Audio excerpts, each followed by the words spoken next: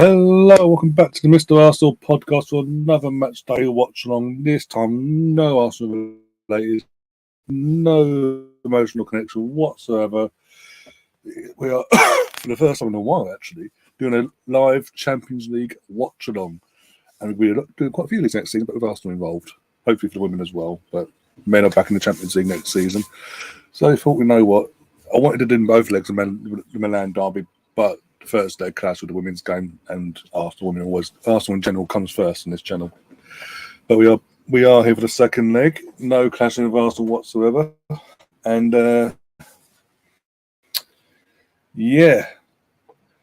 could be a very interesting one. Minutes away from kickoff, by the way. As I say that, seconds away from kickoff. Inter Milan, who are the home team tonight, even though it's the same. Yeah.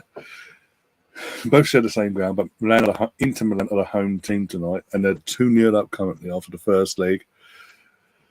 Oh, there are 2 early goals last week. Mkhitaryan, former Arsenal player, scoring one of them. Oh dear, just literally, and Milan are getting rid of the kick-off as well. Oh dear, here we go. We've got Mr. Tom's already here. He's actually the first one here tonight. How you doing, Tom? Have you been a bit of a good weekend for you guys? I actually think about it, because obviously you got a point against Newcastle. Everton did Everton things. Bastards hate them. Even more so now. And Leicester got pumped yesterday as well, really. Leicester pretty much they're gone. They're all but gone now. Game was underway, by the way, 29 seconds in. I mean, that ball's crossed into Hernandez, and it just went away. It was nothing. They couldn't for a penalty. There's no way that's given. No way. It could have gone worse. You could have lost, yeah. Then it'd been been meaningless, really, in one sense. But Leicester. I've been saying for all season I've been sort of worried for Leicester, but recently, the second they sacked Brendan Rodgers, and it straight away, it just didn't seem they had a plan to bring someone in straight away. They were gone, and then they've already hired Dean Smith, and there's been no difference to what they were beforehand. There's literally no difference, no fight, no passion, no design, no nothing. And good scoreboard, by the way. Port Cumberland infused applesauce. Jesus Christ. Oh dear. Get that scoreboard up anyway. But so it's all, apart from not the Forest getting a point themselves, the 2 teams below you, or in and around, nothing's changed really. As I say, I think Leicester's all but gone. They can't. With the teams they've got in their last 2 games, there's no way. They're gone. And I don't see them coming back up straight away next season. I mean, I said this about Burnley last year, and look what happened there. But no, I don't see them coming back up. If Leicester do, I don't think they will go down. But we've got to say if until the matter is a fact. And then it's just down to that last spot. And I think it's between you and Everton. I think Forest are going to Forest will do enough. I think we've got the worst thing for you, even though you probably, I don't know how, because obviously you was in the stream and you were shocked that the games have got good. Yeah, effectively, really, but it's a bit the worst thing for you happened on Sunday as well, in a sense of Arsenal losing and being out of the title. Basically, the title race is all but done. Basically, there's no title race left. We know it's a matter of time until City are crowned officially the champions of England again. Cheating bastards. Mine's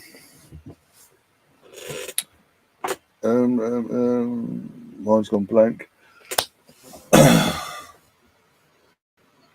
And we've got nothing to fight. We've got nothing to fight for now. Barring pride itself, but you know what I'm saying. And then league-wise, we've got nothing really to fight for. So that's I think that plays perfectly into Forest's hands, really. If we'd beaten Brighton on Sunday, that would have been perfect for you because you need us to then do you a favour and beat Forest. I think the motivation now is going to be zapped out of the team, knowing that either on the day, if we don't win, or 24 hours later, City are going to win the league. So, for your birthday, can you dress up as Ginger? Oh, dear God. You do realise how that the either didn't really me to dress up as a ginger genetically, even if I was to dress up as one, as you put it, my genetic would say that would have no we don't differ basically every day. If we go in there and say, "Dye your hair ginger," I ain't dyeing my hair. Fuck that.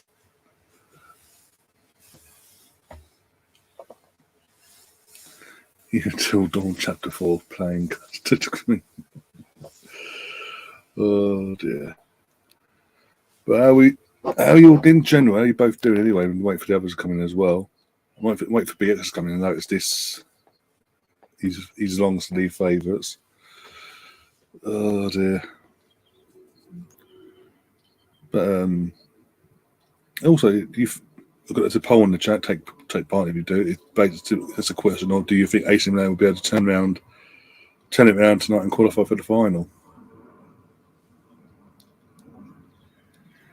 5.5 minutes in, nothing's sparked into life yet.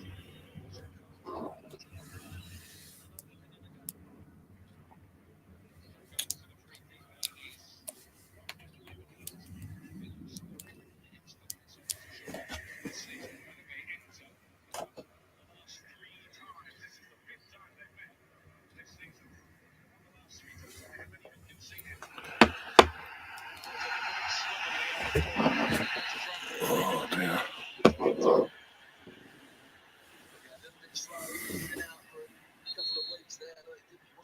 Oh dear.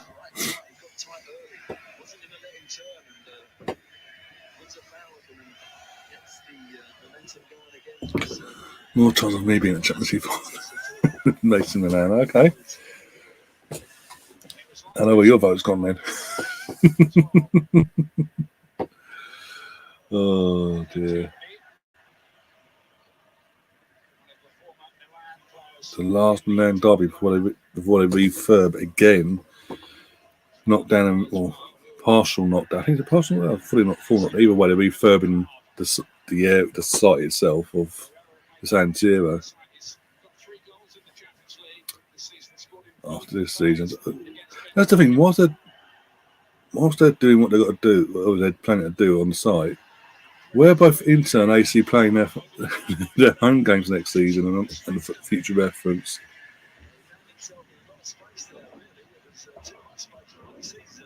They're not going to do them in Real Madrid. They're not going to do Real Madrid for 2-3 years, are they? And play their training complex or something like that.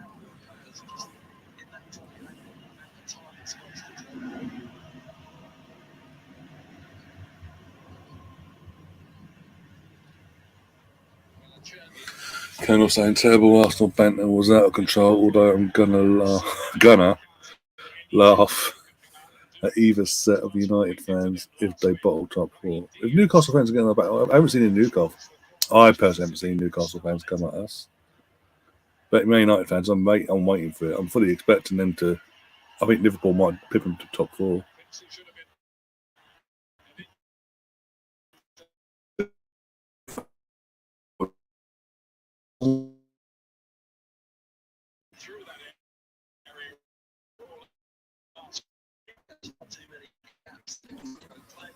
Jamie Carragher can laugh all he wants as he spattered a girl through a car window. Yeah, let's not even go there with that one. And now my fucking thing's frozen, of course it has. But my Luton Sunderland match on Sky Sports and Sky Go, no problem.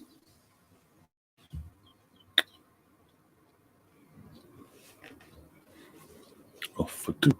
For fuck's sake, this bloody Chargers piece of shite.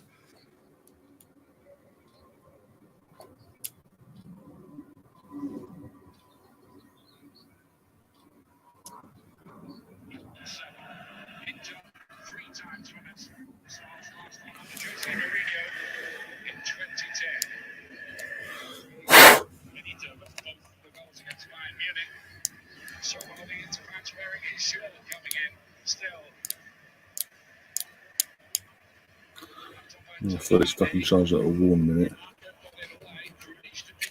He'll get more views. Oh my god. I'm watching both, to be honest. I've got the Milan derby on, and I've got Luton versus Sunderland on. Oh.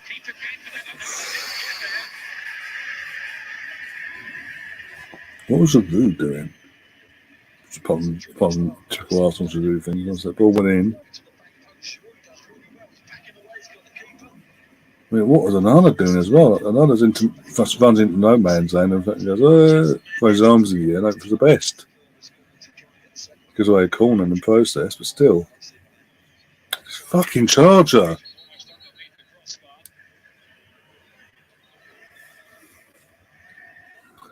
I'm gonna throw this little warning in it.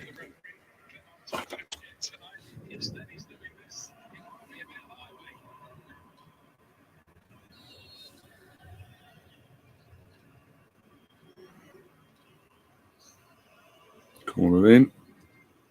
Nothing of it. You know, this could be a shit game, isn't it? It's gonna be a really shit game.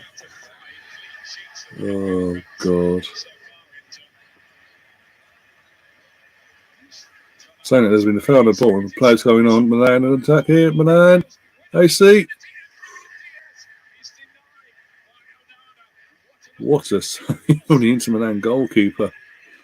I was just slagging him off a minute ago for being in no man's land. Gets down quick and effective and gets his body behind the ball.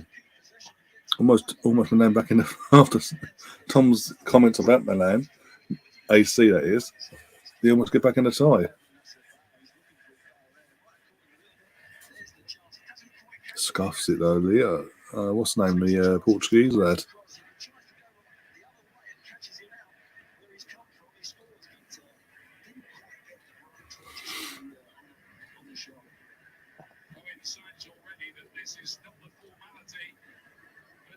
It's that Biff as well.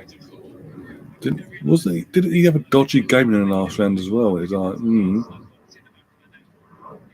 But it was a bit too obvious in who he was backing in that team. In that game, sorry.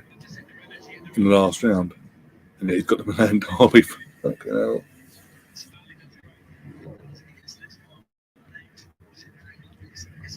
It was a poor shot, actually. Watching the replays now, it's a poor shot. Midfielder comes running in, literally goes to place with no power, placement, and literally passes it into Milano's hands. Oh, Luton scored. Luton have scored in the second leg. It's 1-0 on the night, 2-2 aggregate after 10 minutes. Another early goal for Luton in this tie. After getting an early goal in the first leg. Obviously, nothing there, but they're obviously at home tonight. And yeah, 2-2. No away goals, though, but obviously tie on at Luton. Fucking hell. Set piece as well. Scrappy, I'll say that. Can't be doing that in the Premier League if they do come up. That was scrappy. Bloody hell. If Luton come up, it's going to be weird. Oh, match away days, that place is small as well as it is. But if you're an away fan, or in general, but the away fans, we've seen videos going around online and all that. How you've got to go, you've got to go through the back garden of people's houses, basically.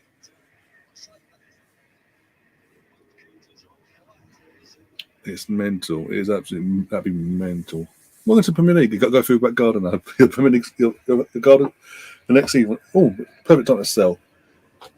Premier League football here. You see, right on top of it.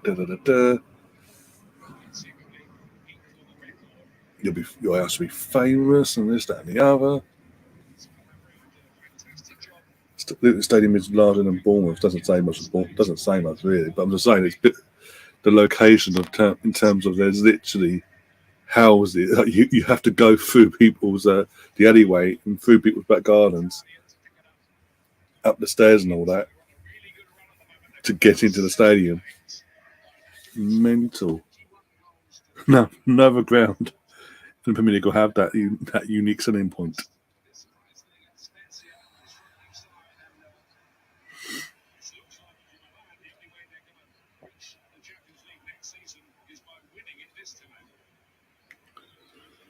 Tomorrow, okay.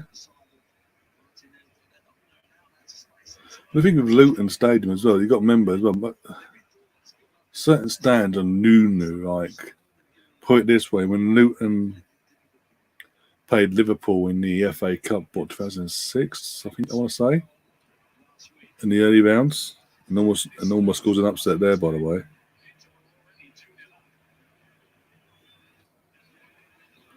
Um, it was smaller than it was now, but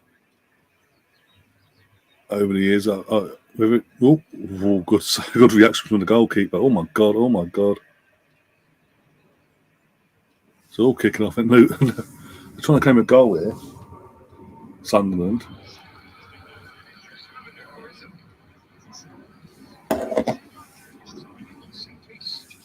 Good save there. Yeah, it's saved. It's a corner. Doesn't cross the line.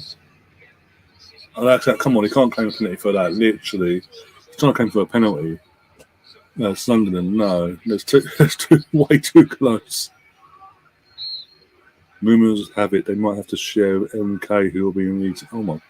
So they're Luton, and they've got to go to fucking. Well, if they get promoted, they can't even use their own stadium, even though if they were to go up, it'd be bigger than bloody.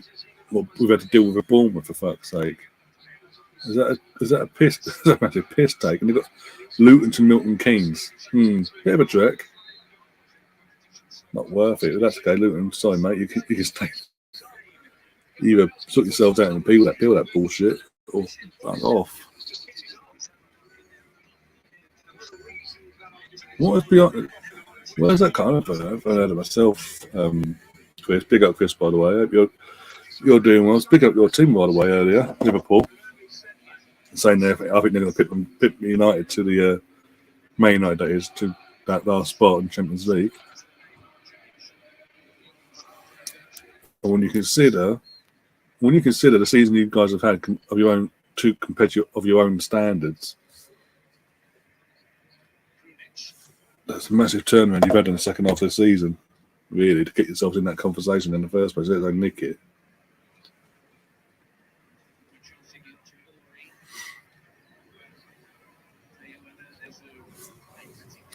Oh dear. Talking of rumours though, more Arsenal related. This one, it's not. I say rumour. It's more. Fabrizio Romano's put a tweet out basically in the last few hours, basically saying that Granit Xhaka will be leaving Arsenal this summer for 50. Currently talking with Leverkusen. Leverkusen are talking to Arsenal about a fee, this, that, and the other. The rumour to make a bid of £15 million. He's got a year left in his contract. We have a weird one because obviously this season has been his best season for us. He hasn't got any red cards, this and the other. It's been immense, let's be honest. Playing his best football he has done at Arsenal. So it's a bit of a weird one in one perspective. He's out of nowhere. He's like, no, I want out now. I want to move on, like, new project or something. Basically, you've got us back in the champ. You've got us back in the champ. Helped us get back in the Champions League as well. But yeah, he's gone. Rumored to be going anyway. Not gone yet. Like, the deal's not been agreed, but the conversations are there, and Arteta's not going to stand in his way, apparently. It helps us fund and go out and get a couple younger midfielders like Declan and Casado, for example. It improves us in that way.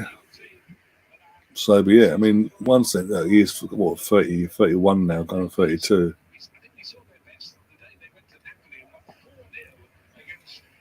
I'd rather get something for him than let him play the rest of his contract and leave for nothing. If that's the case.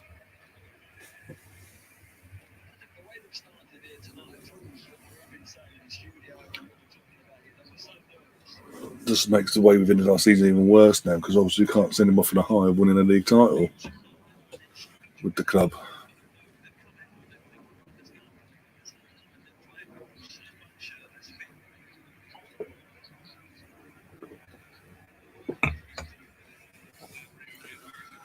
This Milan derby is drab so far. If you're more entertaining watch, I'm more focused on the Luton Sunderland game than fucking Milan derby, and that's saying something. We're here for Milan derby. Champions League semi-final, for fuck's sake. Oh dear. It is what it is.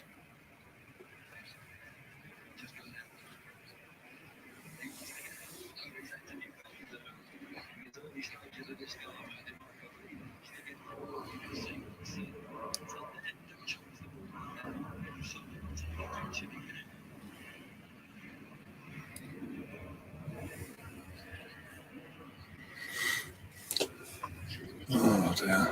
Arm a foot.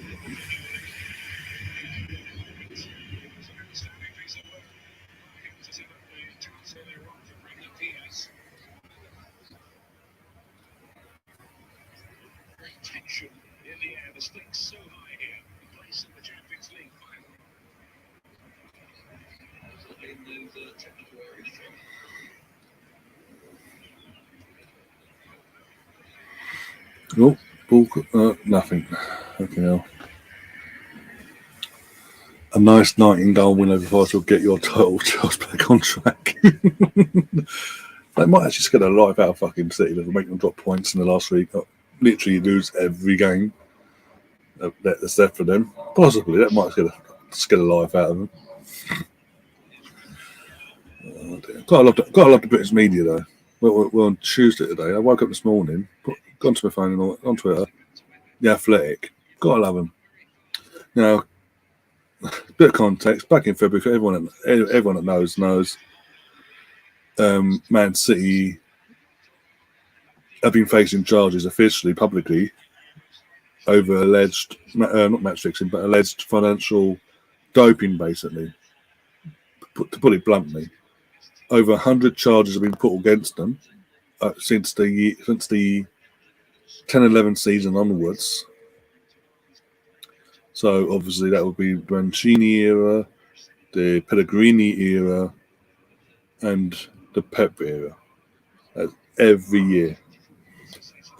And basically the investigation's coming to an end. They're going to be charged, and if they found guilty of even half the shit, not all of it, but oh my god, things are leading to dispute, and suddenly, officially, it'll be confirmed that we would have been cheated out of the title this season. Liverpool been officially then cheated out of 3 titles. United will be cheated out of 2.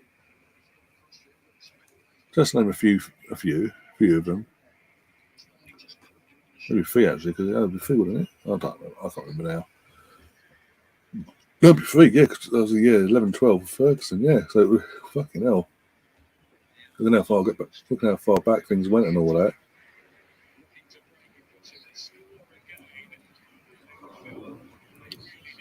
But yeah, of all that, and since that news broke back in February, the UK media not said a word since that date broke and all that, and they did their little did it rounds on the news and all that. Not a peep, not a word, not a mention of it until this morning. The Athletic veered it back up and brought back the question of, oh, what will happen if they do get found guilty in this, that, and the other? What charges do they face? Oh yeah, wait until the title. You waited until pretty much the title race is over. Oh my god, there's got to be 2 short. That ball crossed the line. It looked like it anyway. You've waited. You've seen the title race play out week in, week out for the last how many months now? February, March, April, now May. 3 months. Not said a word since it broke. And now you want to speak up about it when they're about to win the title. Are you taking the piss? Where was that energy for the last 3 months? Where are these questions for the last 3 months of, oh, Man City are facing these charges. These are what they are. What could it be their punishment if they're found guilty for even one of these? At least one of these. What could be their punishment? Or all of them? What's the punishment? No, you've waited until literally they're on the verge of winning it to bring it back up again. Like, you're dickheads. You British media, UK media, you're a bunch of dickheads. End of.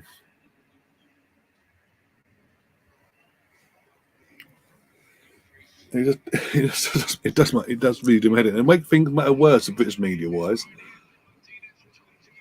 Jonas Eideveld, the Arsenal women's manager, did a press conference today ahead of tomorrow's game, which will be coming here on the channel, by the way.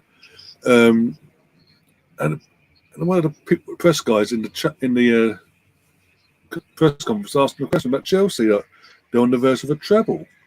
What do you think? And what does that do for the English women's game in England and all that? And Jonathan was like, hang on, what? What treble they win? Well, they won the FA Cup, the Conti Cup. No, actually, I think you're fine. You won the Conti Cup. I guess you said that back to him. Like, so there's no treble they can win. Oh, that was. It's one job. If you're not enthusiastic or committed in any way to women's football, and you can't be asked to do your fucking job and do the basics here, and know what team, who's won what trophies this season, then just piss off and allow someone else to come in and actually do your job, basically. I hate the Athletic writers. That's just bullshit, though. Why wait? You all got told as I say, for a whole day and a bit. That was the big news about Man City back in February, yeah? About them obviously facing over 100 odd charges of financial doping, basically, financial doping.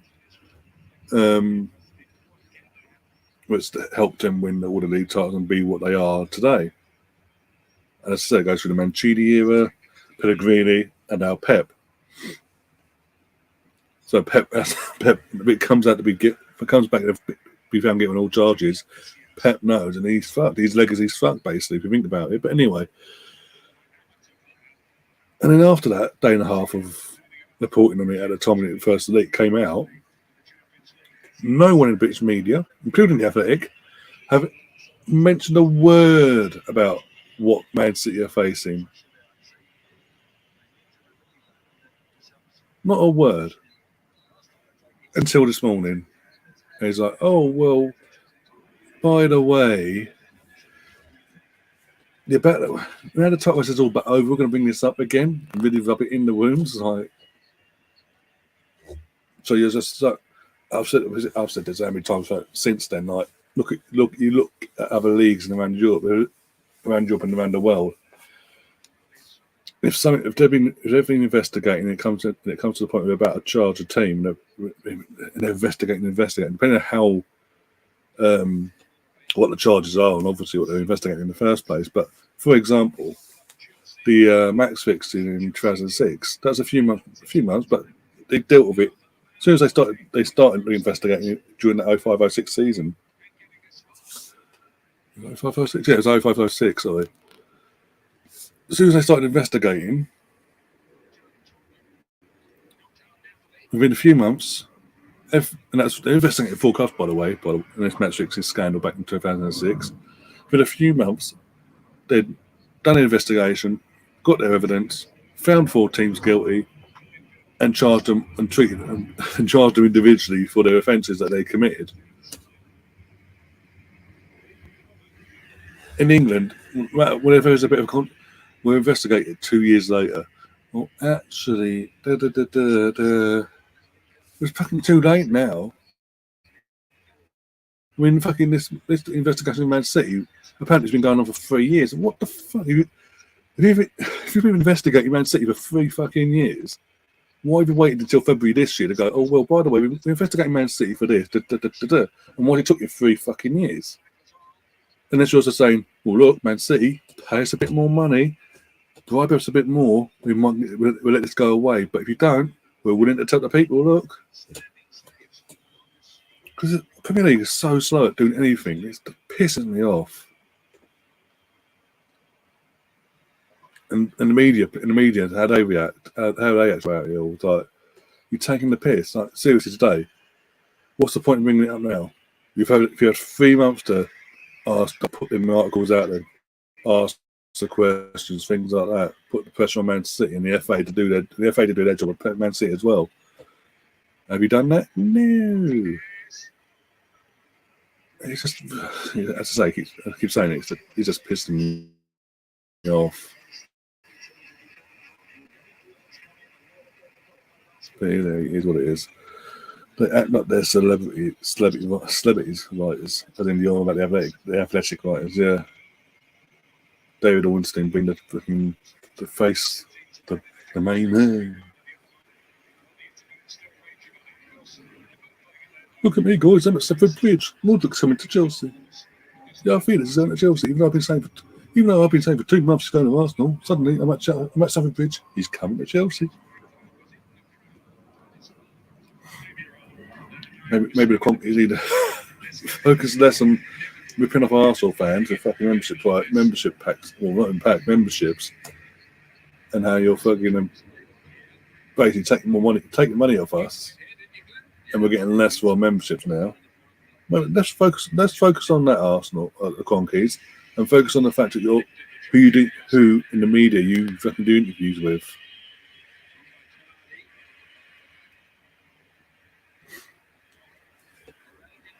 This game is fucking shocking.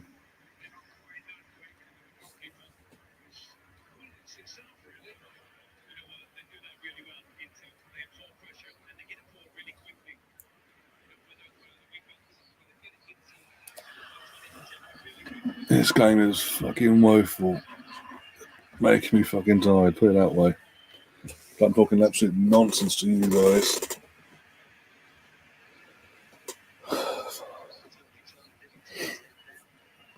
Oh dear.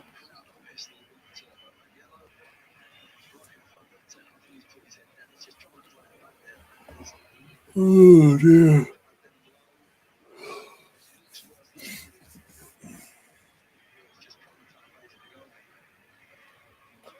It's a joke how much these clubs charge. Well, for example, Chris, from an Arsenal perspective here, as an Arsenal member, I think it's £35 for my membership. I need to double check that actually. £35, yeah, for membership, a yearly thing as well, every year and all that. And until last summer, with your membership, you'd get exclusive access to all home games, tickets for home games. You literally first come first serve basis, basically. You want to go to a game, saw a game you fancy, go to it. In terms of my membership was like 2 months, 2 months before the game plays. Oh, good save! Something's goalie there.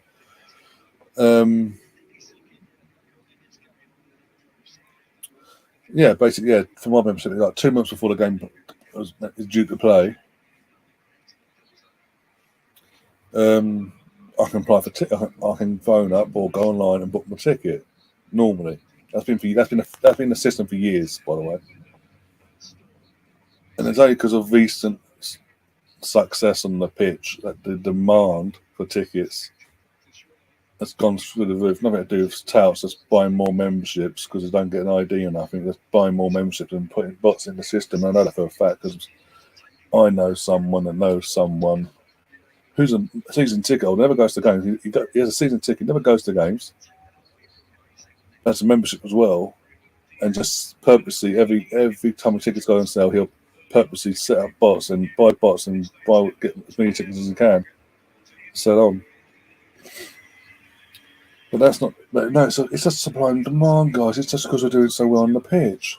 Okay.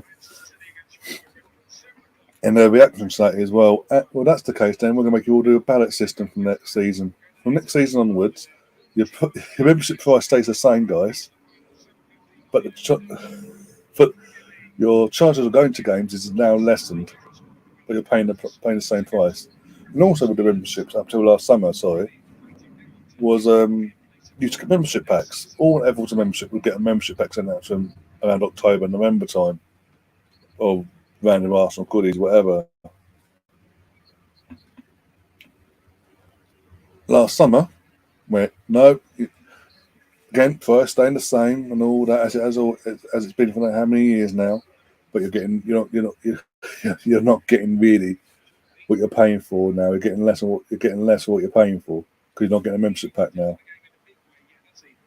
Okay, but you still at this point we still had access to go and book tickets for a game, whatever game we wanted throughout the season, home or away, not at home or whatever. In any comp, League Cup, FA Cup, Europa League. And because of a bit of a backlash and how they've approached the bloody touts and all that this second half of the season mainly, they've decided to fuck us up the arse even more and go, you know what? Again, we're making a slight adjustment to your membership, guys, in terms of not your pricing. That's going to stay the same. But now you're now paying a membership to have a chance to get to a game now. You're paying X amount of money, depending on how many membership you have in your family and all that as well. You're paying that, but you're getting less chance to go to an Arsenal game now. Because with every home game now next season is a ballot system. So you can apply, and then we, the club, decide at random if you can go to the game or not. It's a joke. And because they knew the backlash was coming on that announcement, they've decided to take the renew the memberships this Friday coming. Normally, for years, I've been a member for years, by the way. For years, it's always been season. When the season's ended, about 2-3 weeks after the season ends, renewals are when the renewal system kicks in, and you step forward and say, "Yeah, I want to renew my membership still, or season ticket, etc." But then, because of the backlash they knew it was coming with this new ballot system.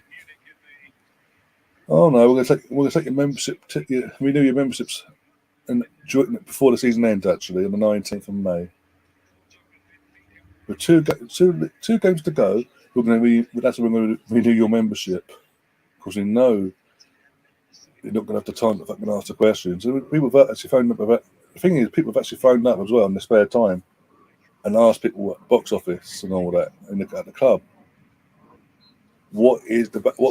How does the ballot system work? And as a particular member, be it red, junior gunner, what's the chance there? Junior gunner, or red disabled, or silver, or gold, and platinum, or whatever. How does that affect? What chance? Roughly, how many games can you say I'll be able to be successful in getting to next season, getting tickets for? I don't know. Sorry, we can't help you. It's a joke. In the end, the price for membership hasn't changed. It stays the same. So we're getting even less. We were getting less for money last year. Now we're getting even less than that now, and the price is staying the same.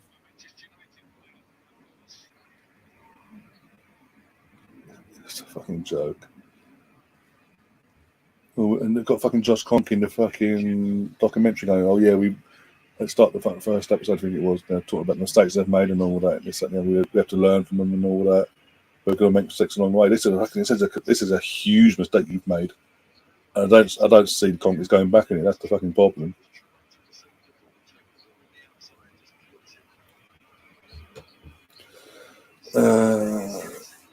I remember when I used to get a ticket, beer and burger with a tenner, instead of change for a horse and a car.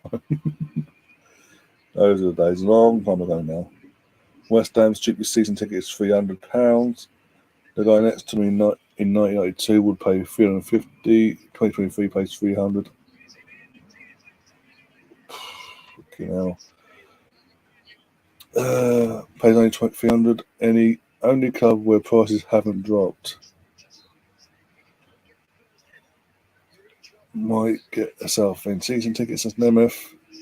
Might get myself to get myself just I never can't.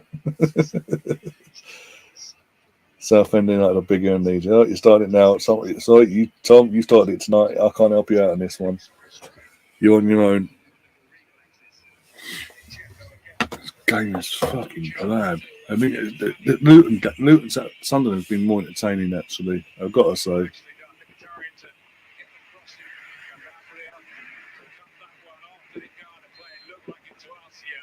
What league is Southend even in nowadays? Yeah, of interest.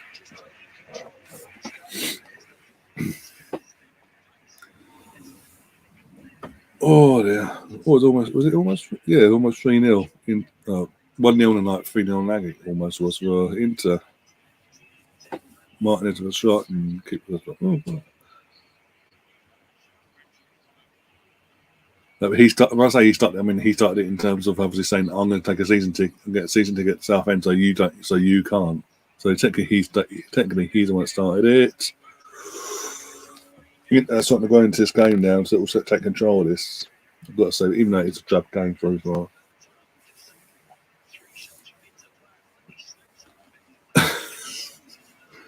I think if I started nothing, Luton are also bigger than these apparently. I didn't notice it. I didn't see that bit. Sorry. I apologise. Oh dear. I mean, I wouldn't go that far, to be honest, in terms of saying Luton are bigger than Leeds. I wouldn't say that much. I wouldn't go that far, as I say. Southend are non-league. Didn't win. When did that happen? I'm going to West Ham Leeds on Sunday. I'm actually flying over for a few days earlier so I can go to the game. Die hard hammer I am. Come on, you go to more West. No, obviously more local. It's local to you, obviously where you live and all that, compared to Anfield. But you go to more fucking West Ham games than you do your own team that you support, apparently. Oh dear. But I know it's more geographically suitable, basically, to go to, basically. Never is a knob, but he's honest. He's an honest knob. I'll give him that. Oh my days. Oh dear. You get an haircut, actually. Hair's getting a bit too long for my liking, anyway.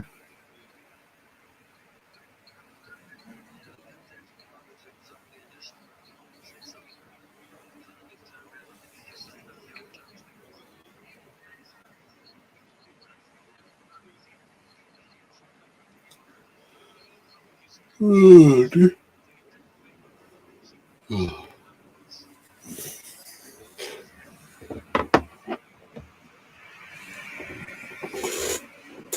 Yeah, deep down, you all love each other. Deep down.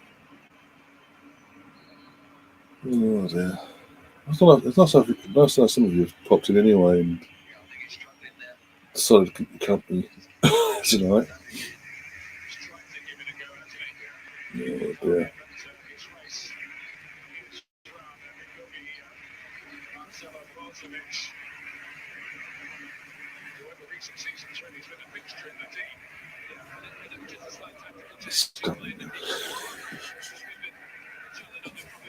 Oh dear. Well, Mkhitaryan's been taken off. Brozovic, sorry.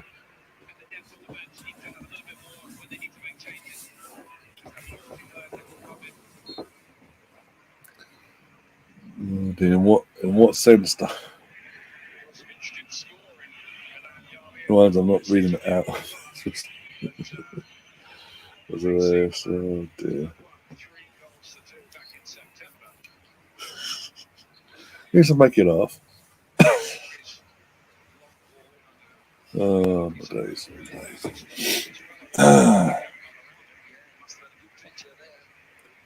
Yeah. Oh dear. Luton goal. Okay. You say that. Still 1-0 Luton. I know what you're like, then. I know what you're like. For Luton on mine, it's 41-45. So we got 41-47, 48. Yeah. Well, Tom's getting involved, so it might be true. Not actually happening. Oh, bloody hell, go. Ball in. Look out.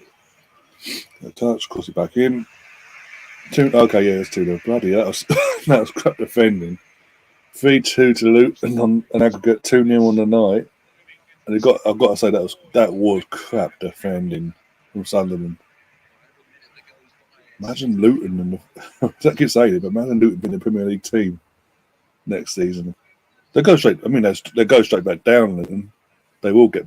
They will be bullied week in, week out. Don't get me wrong. The fucking hell.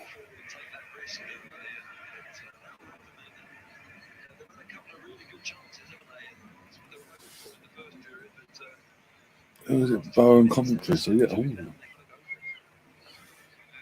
That's 0-0 as well, isn't it? Borough v Coventry after the first leg. So that's be interesting tomorrow. I think it's tomorrow anyway.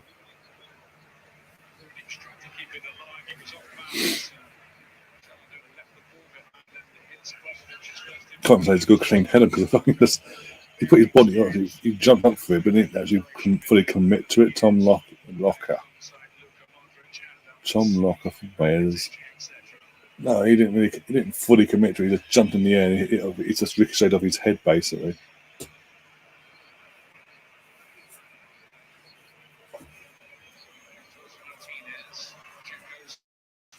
It does seem it's going to be set for fucking Middlesbrough to win tomorrow, get to the final against it's down to Luton, and be the fact again, playoffs, championship playoffs, and all that over the years. Remember Cardiff and all that, and all them years they're plugging away, and they're red hot favourite. One year they get to the final against Blackpool, red hot favourite, and Blackpool out of nowhere turned up on the day and took it down and done Cardiff 3-2, I think it was. Hull City against Bristol City, all them years. Bristol, even though the team had been in the league before, Bristol City were the heavy favourites going into that final. Upset Dean Windass 1-0 on bloody Hull City will Premier League Cup. I might get a Bradford City season ticket. Oh, yeah, they're playing players, aren't they? So I don't even know what league fucking Bradford are in now. Probably League 2, isn't it? Going to League 1. I was going to say worst case scenario for Leeds if they weren't to go down. They used to have a Yorkshire derby with Bradford, but Bradford are in League 2. They're trying to get into League 1, aren't they? By the playoffs. I still can't believe they're last. I don't. And the thing is, the majority of the Arteta out fans are all Lee Gunner advocates of. Lee. If he's saying Arteta's got to go, so must I, because what he says is gospel. La la la la la.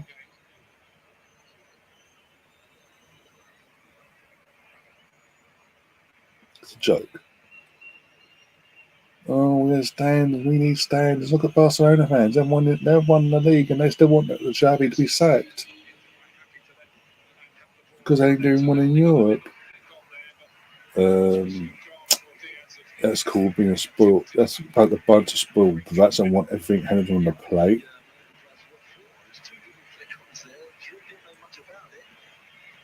That ain't standard. That's a spoiled brats, basically.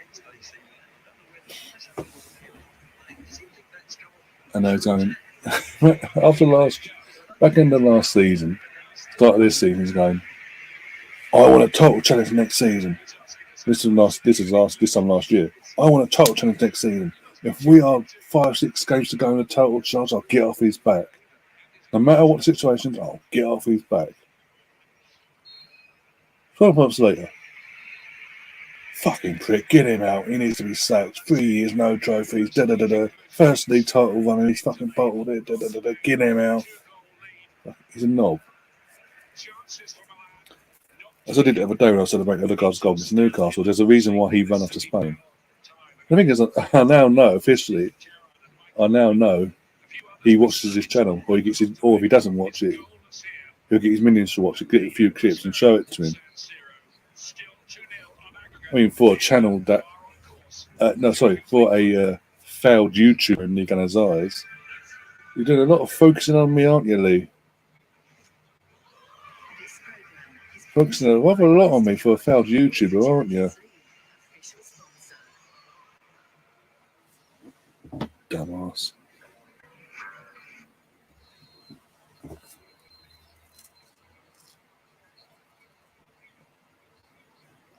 We got BX in the chat. It's all about BX. Look what I'm wearing today. I'm sleeved.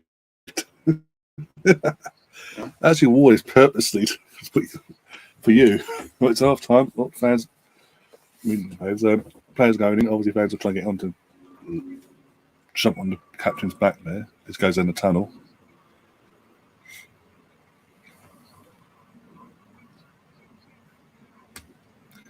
No, he doesn't mention it enough, Chris. Not at all.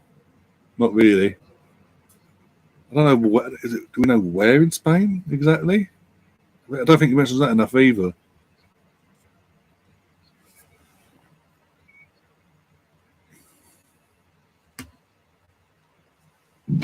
But BX obviously, it is BX only, by the way. That was a Milan free kick, not a handball. How that gone unnoticed? Especially VAR and all that. No idea. I've just put my phone off for a second, but it's half time. But yeah, not been best of first half. And then, as I say, about the last 10 or 15 minutes, Inter started getting a bit more on foot in the game and being more threatening. But apart from that, yeah, that guy has been waiting for Arsenal to fuck up. He has, let's be honest. As soon as he started getting on board, like publicly, even though privately, probably you bastards, you've cost me money. The second thing started going against us, result-wise, and obviously this Sunday, he's like, yeah, I can be me again publicly. Woohoo! I can be a prick. Because that's what gets me money. Oh, you ain't a prick. Oh, you have standards. No, you're a prick. We could literally, the thing is, I've been saying for a while actually, we could genuinely win a league. Obviously, not going to win it this season, but we could genuinely win a league title. And he amongst the Arteta, he being the Kiwi of the Arteta outers, be like, no, it's the end of the world. I can't get my money anymore. And actually would have a cry about it and a bitch about it, publicly and privately. Because I remember at the start of the season, we obviously were going for that. We started off where we did, and all that is. Terry from the Football Temps would do these like one-day show things, like videos he put together, and he'd be grabbing clips from Lee Gunners and Watchalongs. So, yeah, every time Arsenal scored, Lee's face went from fuck. Like the eyes, you could tell in the eyes.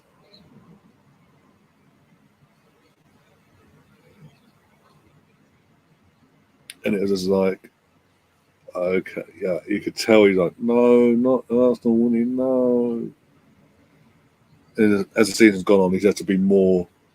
He's had to try to disguise it a bit more until recently, obviously. But hey, he wanted them exactly. This is another thing, by the way. He was one of the first, not just in YouTube in general, but us fans in general. He was one of the first to jump on enemy's back when things started going pear-shaped for us. But nowadays, since Arteta got hired, it's like he behaves and words things like no, I was always in for Unai Emery. I wanted to stay. He was the man. He's far better than what people give him credit for. You called him out, you bastard. Oh my days! It's like best me head of a brick wall. But when Arteta was hired, 6 games in, the whole thing between me and him between me and him, all started 6 league games into Arteta's reign.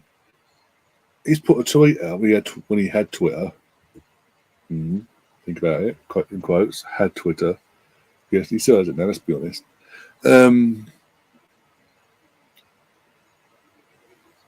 He put a tweet out when he had a tweet, basically, in context, the context of it was there was an image he put with a tweet, which was like a league table ish, if you will, of including Arteta, 19 other the previous 19 other Arsenal managers before him, and where their win percentages were after 6 league games.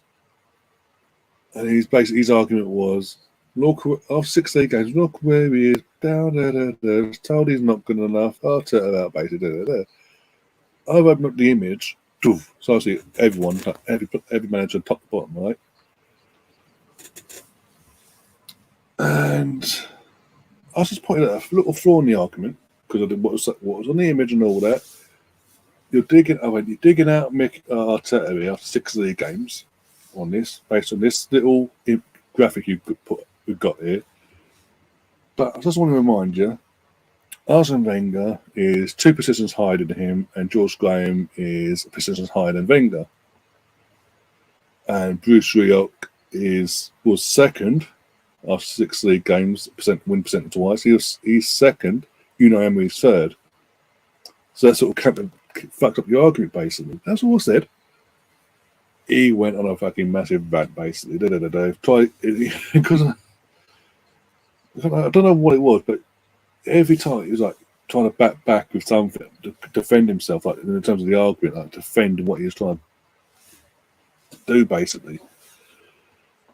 And because I wasn't giving him the reaction that he was on for, like a full-scale public back and forth between us both and all that, and I was just being cool, calm, and collected, and saying, "Look, no, I'm just stating here,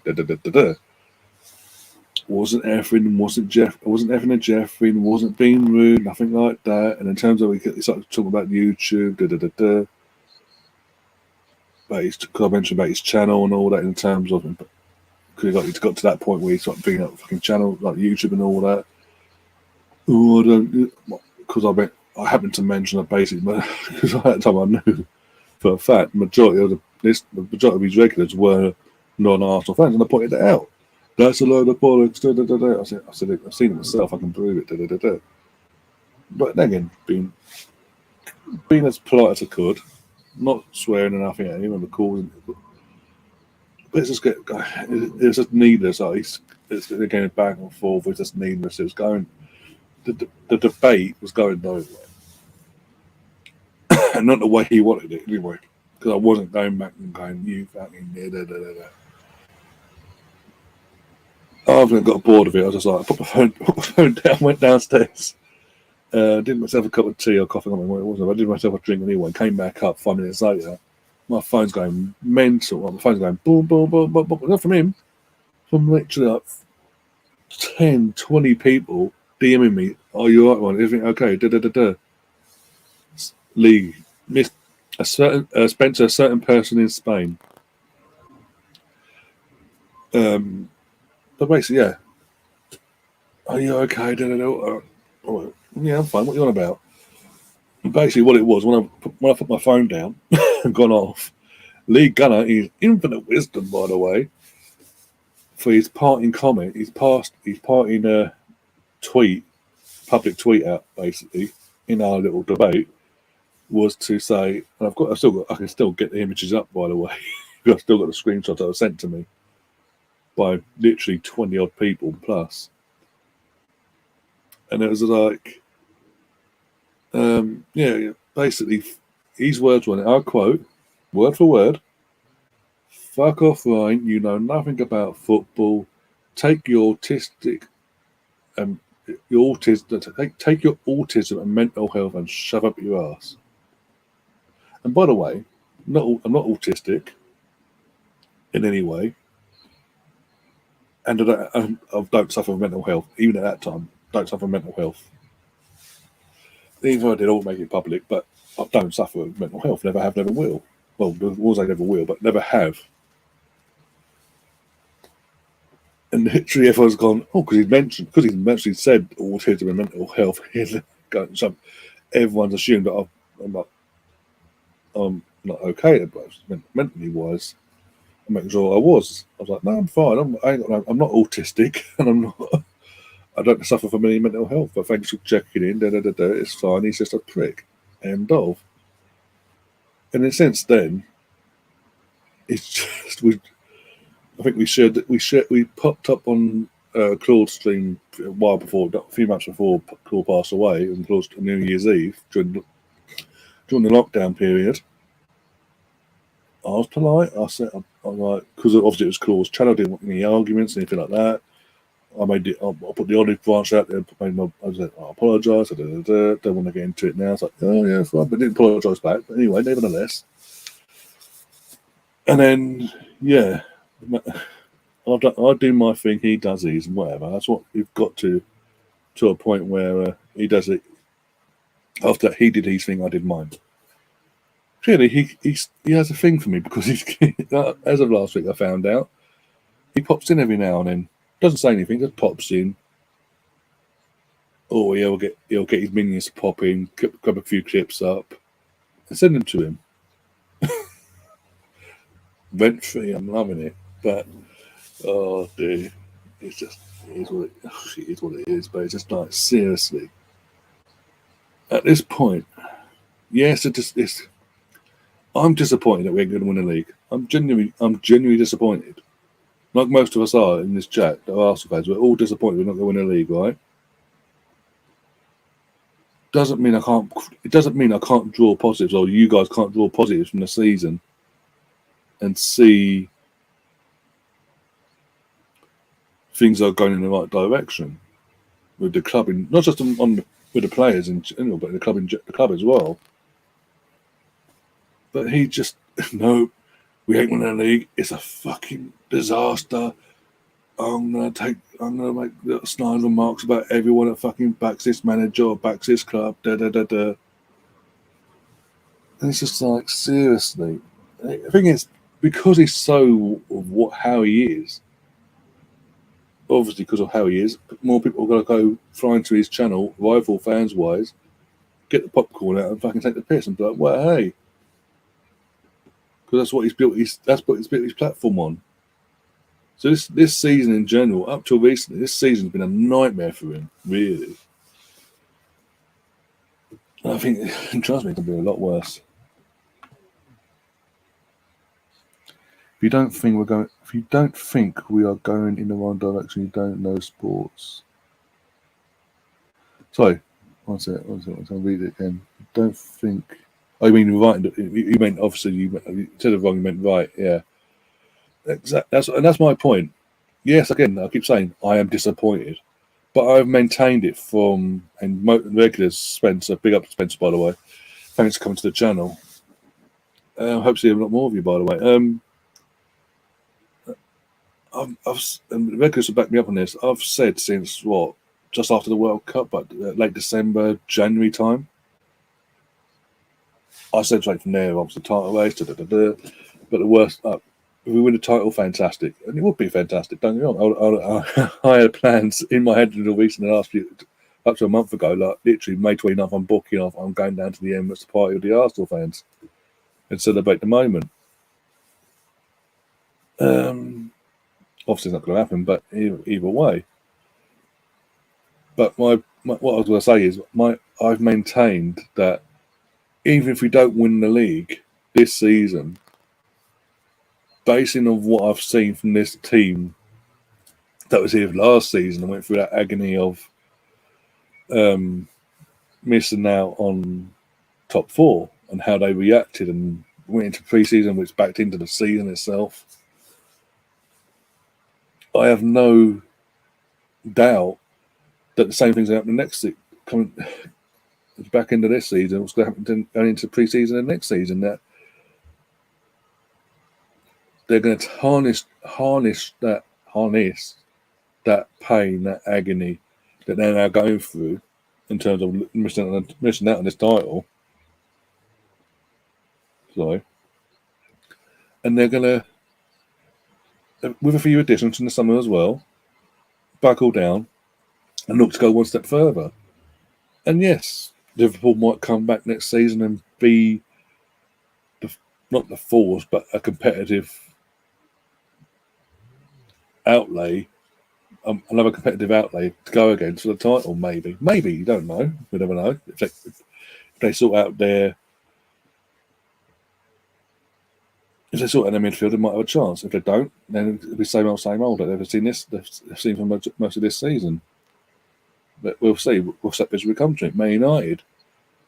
That's up in the air because again we don't know ownership wise what's going on there fully, officially yet. If it's the Qataris, we're all in trouble.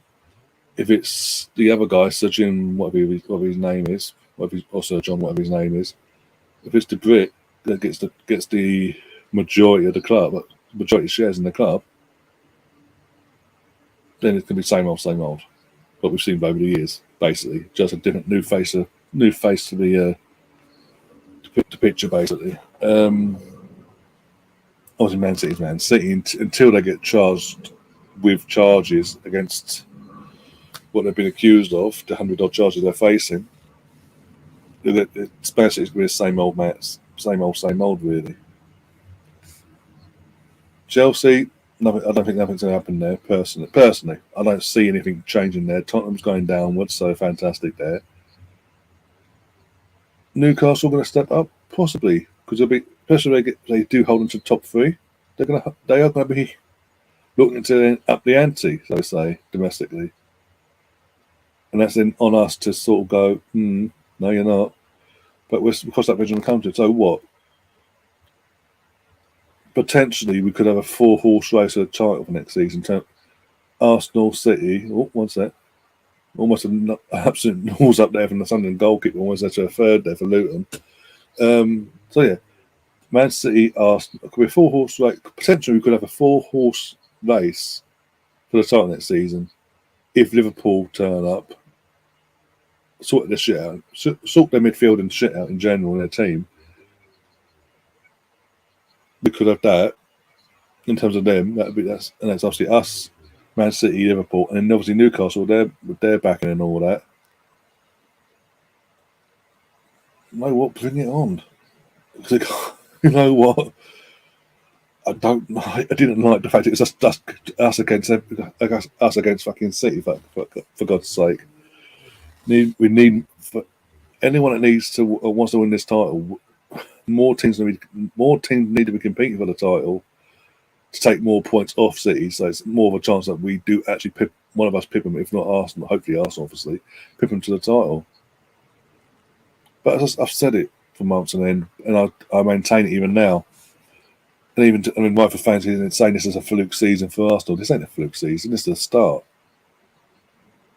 This is what's happened this season for Arsenal. It's the worst thing for rival fans if you think about it, because next season they're going to gain from the experience they've got from this season. They're going to take that into next and be a year older, a year wiser, and cause absolute anarchy in the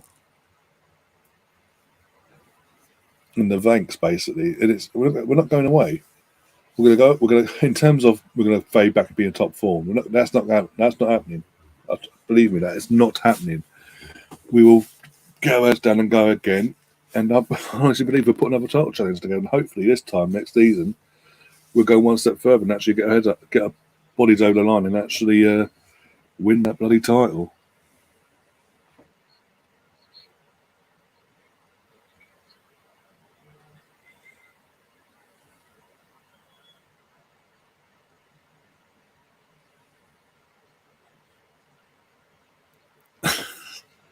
Alan Smith, the best Leeds United player ever. There's a dig at Mr. Tom, I'm assuming.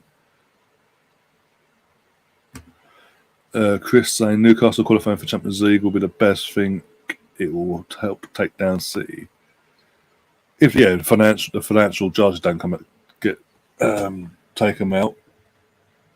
If they don't get charged for that sooner rather than later, then Newcastle might need my light on actually. It's getting dark and then my ring light. One sec. Bear with me, guys. Actually, my light on in general.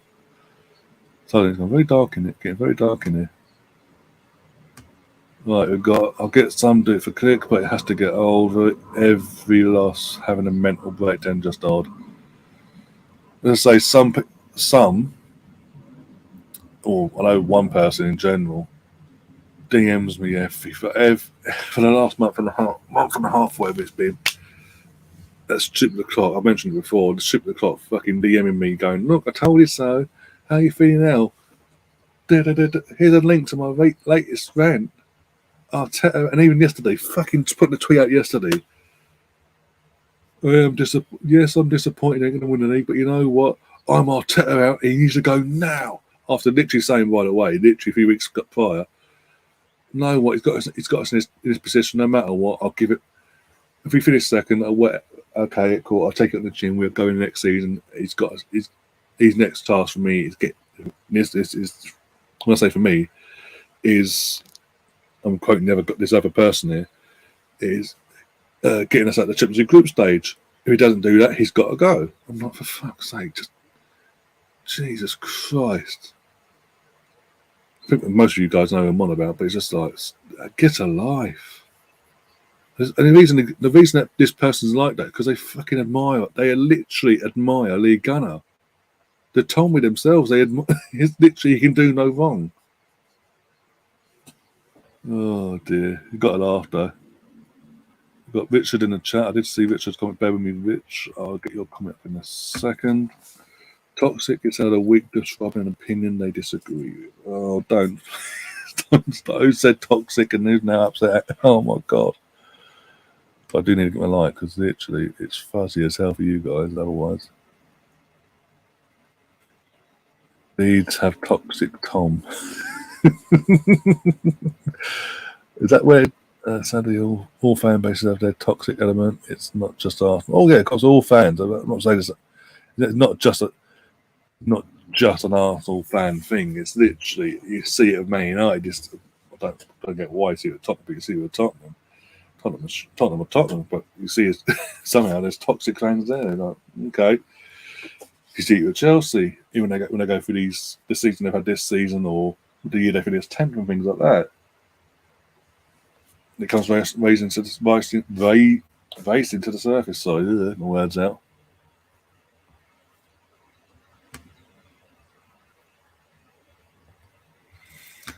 There you go, Rich. You've got a fan. Oh dear. Xhaka has done better this season, but we need an upgrade. Again, I said this earlier. We would like sorted one sec, guys. I did say this earlier. One sec. Ring light. Put my legs out on that. This fucking Milan derby is fucking awful, by the way. I have to chuck you over there because you're just no use to me there. Where you're in the way. Oh, for God's sake, just stand up. Not asking for much. Don't trip over the wire, just stand the fuck up. Don't be a pain in the arse. Right. Ring light, please bloody work. On. There we go. Oh dear. Yeah, I mentioned this before, obviously I want to start the stream, guys, and in terms of Granit, yeah, he needs to, in one sense, yeah, it's disappointing because he's had this good season, he's had this season his best season by far, in an Arsenal shirt, consistently was, not getting booked and sent off for needless things, basically. That's not happened once this season. 2 games to go, touch wood. But he's got to remember he's now into his 30s in terms of football career wise. This is his last big deal coming up basically, and we do need to sort of even if Xhaka was staying for the last year of his if he had stayed for the last year of his contract, he hasn't left yet officially, but you know what's coming. We do need to be looking to upgrade on Granit and Partey as well, because they're both in their 30s now. And we need to get the younger gently a bit more sort of experience, but sort of young at the same time, about 24, 26, things like that. Players that are going to be here for a few years, and we ain't going to have the same issue in the in 2 years' time going, oh well, but man, now you're 30, 31, got to move you on, things like that. We need to prepare now. If he wants to go, go. Most of the teams you have to buy someone an extra midfielder in the summer. Well, hey. Oh dear. Sam saying Casado and Rice will be epic, but never going to happen. You never know. You never know.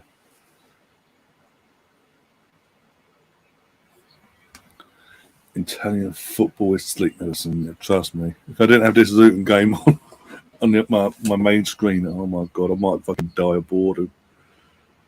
Oh dear. Talking of which.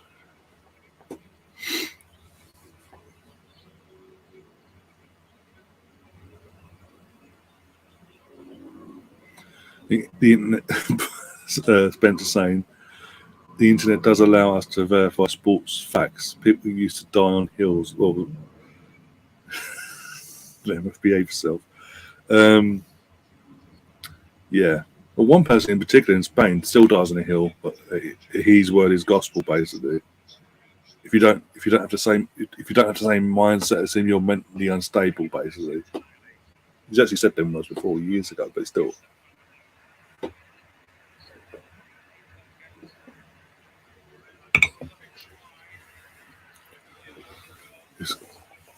Into on the attack here. Can I kill the tie off? It's 2-0, but still. I can do a great deal for a left back. I'll be rested this weekend. No, thank you. The irony is, you're saying that now, but literally a month and a half ago, you were bigging him up going into the Arsenal game. Lee Bowyer, bloody hell. Lee Bowyer, blimey, that's going back a few years. It does, again, going up to my 34th birthday on Saturday, that does show my age. And you're mentioning players like Lee Bowyer, and I'm like, bloody hell. It's been a while since you've seen him on the football pitch, and I literally grew up with him. I've watched his entire career on the football pitch in the Premier League. The famous Newcastle ball, him and Kieran Dyer? Yeah, it was Kieran Dyer, wasn't it? Him and Kieran Dyer in the middle of a pitch against Villa at St James's Park, having a massive kick off against each other and get both getting sent off. Kieran Dyer as well, oh my god. I grew up with an entire career from Southampton to Blackburn. Ended up obviously ending most of his career at Newcastle.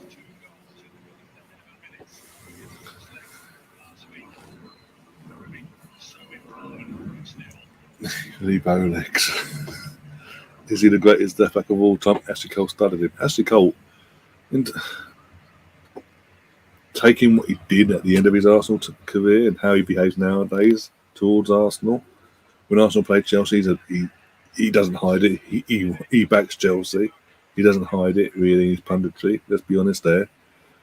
FA Cup 2020. Go and look at the reactions. Ian Wright's off there celebrating the goal. Ashley Cole's there like face of a smacked ass. That aside, something we created him. Let's be honest. If it weren't for us, he wouldn't have had the career that he had in the first place. But he was literally the best. We made him the best left back. When he was at Arsenal, he was the best left back in the world. And he obviously maintained that at Chelsea, sadly, because it's Chelsea, Mourinho, whatever. But it is what it is.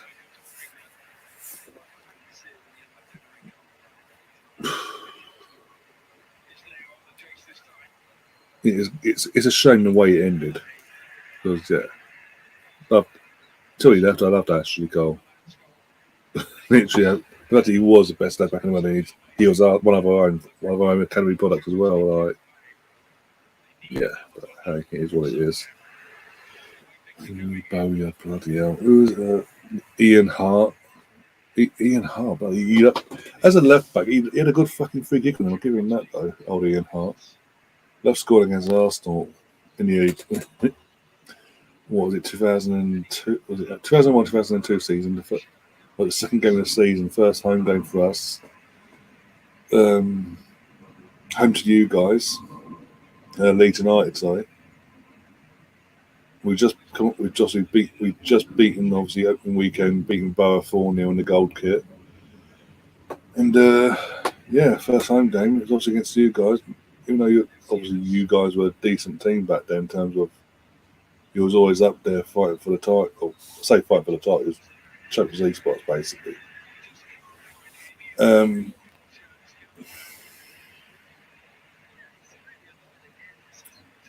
You'd love to fucking come up against Arsenal and fucking piss us off. That's all. And that game was weird because obviously you guys finished with 9 men in the end. Danny Mills. Who else got sent off for you guys? Danny Mills got sent off. The second ball fence. And the second booking was kicking the ball at Ashley Cole like, get up. What did I do?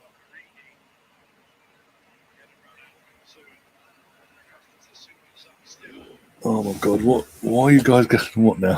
Oh my god, yo. I thought he was getting my age. I was like, fucking hell. Oh dear. How old is Mr. Tom? Tom was between 37 and 39, leaving no qualms of what's what there. Tom is 14. I am guessing 38. Bit of a random one, but okay.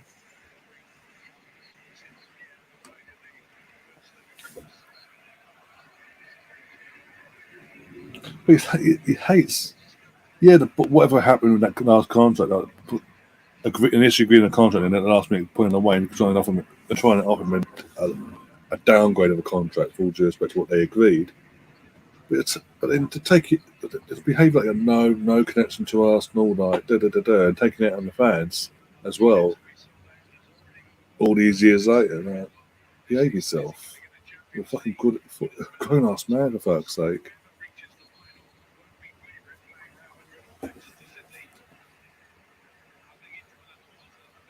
Four's going off. I'm assuming it's pronounced like it's spelt like that. So, face Milan.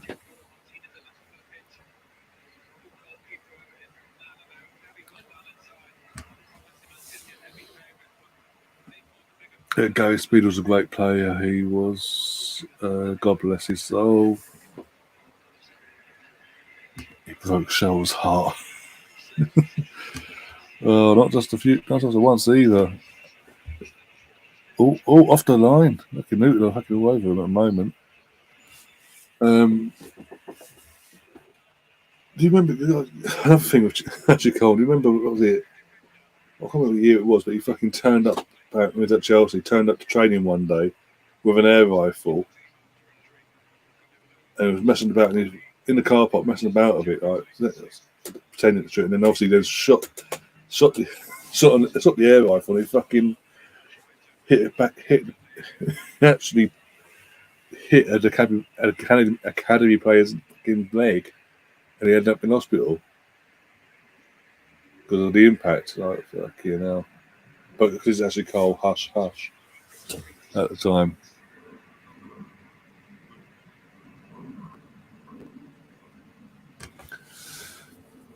This might sound crazy, but could Ashley be classed as England's best ever?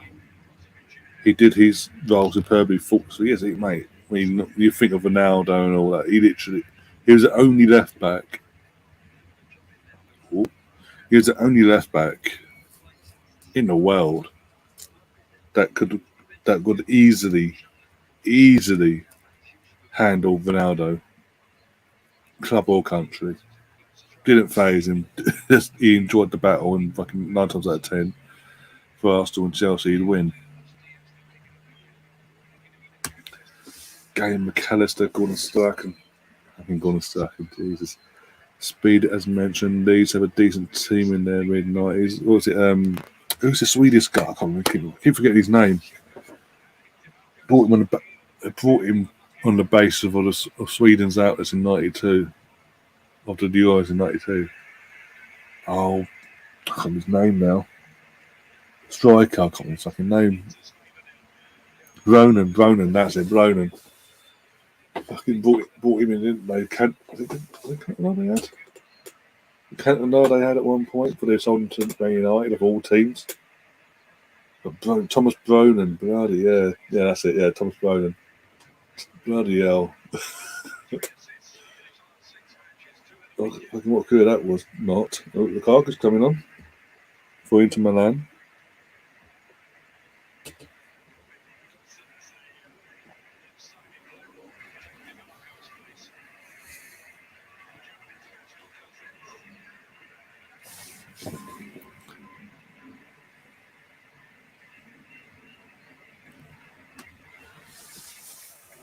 That midfield won the title, to be fair to them. In fucking before the last ever, before it got, the breakaway Premier League came along, yeah.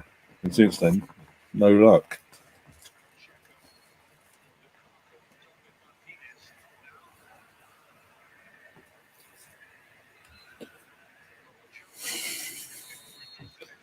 I can't put that comment on the chat. I can't even put the following comment. Cassie Cole, what Megan Boston? Yeah, there is that. Let's be honest, there is that. And as Arsenal fans, I remember the first game he faced against us after his move was at Stamford Bridge, and we made it in no uncertain terms. We made it perfectly clear that we weren't impressed with his antics and what we thought of how he left and all that. And yeah, the fucking bastard named Drew us 1-1. Fucking Michael Essien bastard. Oh dear. Riddy's in the just joined us and so big up Riddy. He says evening from Milton Keynes. Hope you're all good. Yeah, I'm good. We're all just getting over the fact of what happened at the weekend, having a little rant at certain people in Spain. And just talking as a company that actually speak now, rolling back the years of years gone by, talking about Ashley Cole, how he was as a left back for club and country and all that. And some of the players of yesteryear, the Lee Bowyer, McAllister, and Gary Speed, amongst others, and trying to put a smile on Tom's face as well, basically. Thomas Broden, you know. And then Gary's joined the chat as well. A very happy Gary, I'm assuming. Very, very happy Gary. Because for anyone that doesn't know, hasn't been on social media or seen any sporting news week today, Arsenal, kind of Arsenal. He is Arsenal. He's technically owned. He's still contracted to us full time wise. So yeah, Balogun has finally decided what country he wants to play his international football at, and he's chosen the United States men's team. And yeah, obviously, I think he played for the USA youth team coming up and all that. So, but obviously, being that obviously he's not doing a championship. Well, I'm watching the game. Heard that Luton ahead, and we are watching the game. We're watching both games. Got the Milan derby on my phone. We're saying Luton trap. I've actually got the Luton game on my main screen here, so we have been keeping tabs on that as well.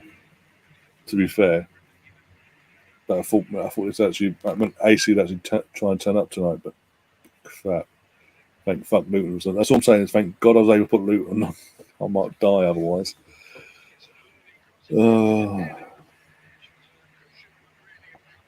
But yeah, Gary must. Every American fan in the world must be very, very happy at the moment that they've now got a potential clinical striker that's going to be leading the line in the World Cup when it comes about in 2026. Oh dear.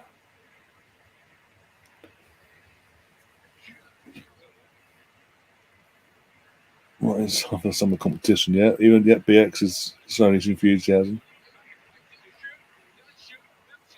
This is a Championship League, and I'm not pissed. We mentioned him once, and I got a little update. I updated the new people of the channel. Updated them on the history and all that, and what my opinions on his behaviour recent years and all that. And we move on now. It got the rant out of the way. We move on. We have now fully focused on the Championship and the Milan derby. Sadly, yeah. Mark Overmars. Oh my, that 97-98 season. Fucking hell. As a kid as well. From that, I fucking for a few years he stayed. Obviously, he was at Arsenal for a few more years after that, up till summer of 2000. fucking love Overmars. He's a fantastic little player. Just something different, obviously, compared to what you'd normally get from a foreign export player at that time.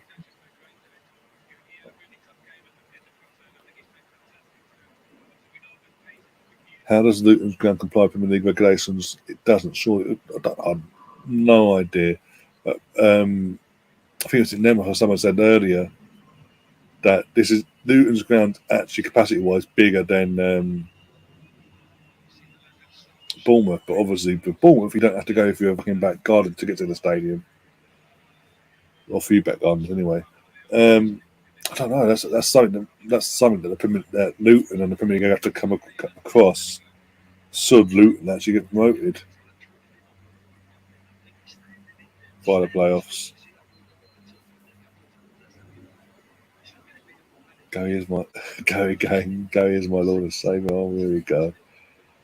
Chris, you Judas, I am your Lord. Oh my God. Oh, dear. It could be a lot worse, you guys, but anyway. Could have said a lot worse. Was this Giroud going off? Had no impact. He's non-existent tonight, to be honest. Was he getting a new shirt? New shirt. Still no impact. Still saying what I said. He had no impact tonight. Non-existent.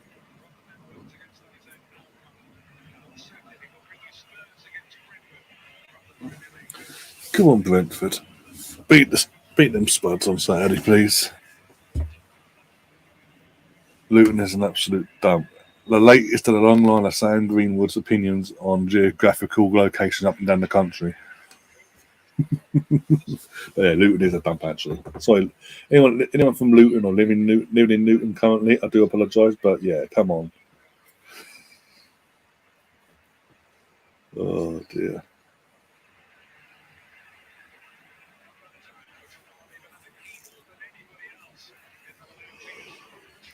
Oh my God.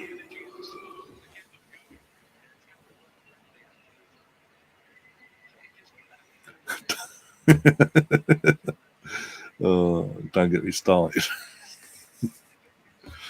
I don't want to. That's the problem. I don't. Oh dear.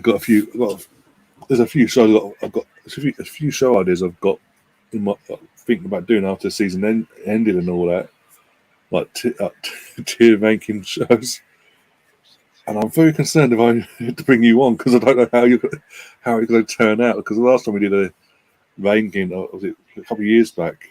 We did this. We need to bring that back, by the way, in the summer. This summer, the old shirt rankings. There we go. Got a goal, and it's tie over. Inter Milan 1-0. They're off. Lanzina Martinez has scored the goal by the looks of it because he's often celebrating with the crowd. We finally have a goal, and it's a goal that kills the tie off.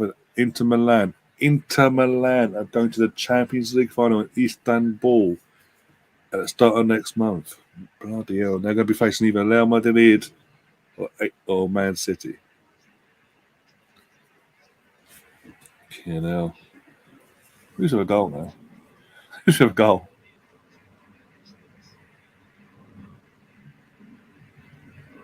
Oh, my God.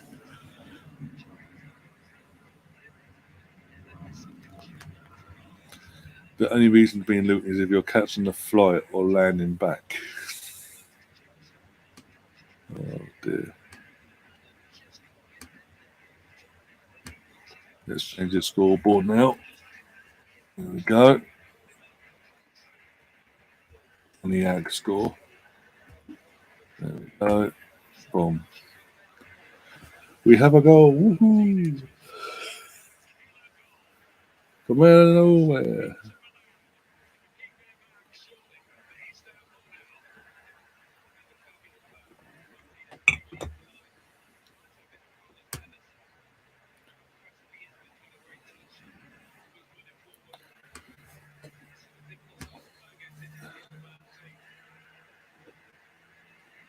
I can see Arteta going for Martinez. No, what I'm a bit surprised. I might have seen. I don't watch Serie A regularly, but he knows where the goal is.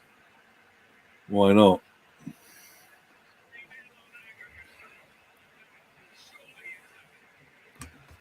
Yes, on the new season kit ratings shown was fun. Bring it back. I will be doing that this once all the kits are out and all that officially and all that. We'll do definitely before the next season starts in the summer. We'll do that definitely. Fuck it, I dread it though because obviously the only time we did that was obviously a couple of years back, and was it a couple of years, not last summer, summer before I think it was, and I think every single even clubs like even in the Premier League, like location wise, were getting brought up, and it was just like, oh my god, disaster in an area sense, obviously. You know, a couple of subs here. Nicholas Bentner. I thought you retired, Nicholas Bentner. Are you on about someone else? I swear you retired. This week come and say, no, I'm on about this person instead.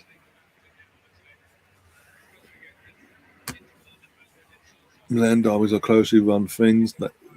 Big up Emerson, by the way. When they play over the years, they always the odd goal that separates the two sides. Well, yeah, obviously 2-0 last week, 1-0 tonight as it stands. With 40 minutes to go, I say. Originally saying I would love Lauro Martinez at Arsenal, but I can't see it happening, to be honest. It depends on, obviously, I don't know how long he's got left of his contract. And if we can send him the project to basically coming in and being competing for that top spot alongside Jesus, like, yeah. The new kits are dreadful. The away one, the Arsenal rumour, again, it's just rumour at the moment, but the rumoured away Arsenal shirt, don't like it. Not for me. So that saves me money in one sense.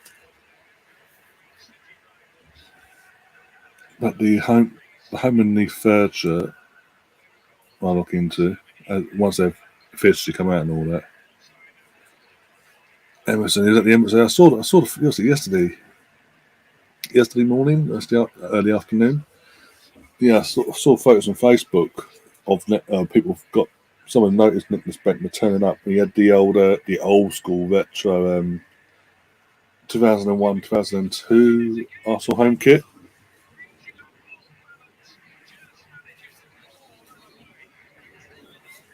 Yeah, it's a bit weird just turning up. He was there. Like, okay. Yeah, I swear he retired, Nicholas Bentner. A couple of years back now, I mean. Is Vlahovic unsettled at Juventus? Apparently. He's been unsettled since the day he walked through the doors, apparently. But anyway, I'm sure they would be happy to get their money back for him. Maybe put a good punt for him, 60 mil. We know what Juventus are like and all that, but they got the issues, so I don't know. But again, with how things went, though, between the Vlahovic, assuming Vlahovic has got the same agent as well, will Arsenal want to deal with him again after how he behaved the last time round? That leaked the way kit's tough. Yeah, I just don't like it. Yeah. So I thought Emerson. Yeah, I was like, yeah, I swear he had. I swear I saw an announcement a couple of years back that he retired.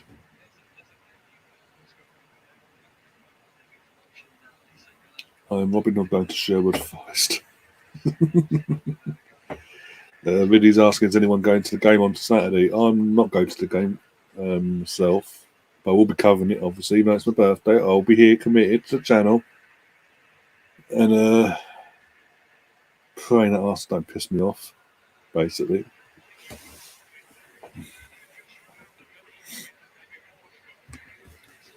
Sean Duran has been linked with Arsenal. Quite a few players have been linked with Arsenal. Casado, obviously Casado and Declan. Who else? Diaby as well from Leverkusen. Been linked with us. Mr. Bungle's in the chat as well. Pick up Mr. Bungle. Hope you're keeping well. Bentner looked like an unrecognisable tourist bum outside the Emirates. He's put a bit of a timber on, so he'd say, compared to his playing days, but it is what it is. These fucking passes are fucking useless, I'll tell you that.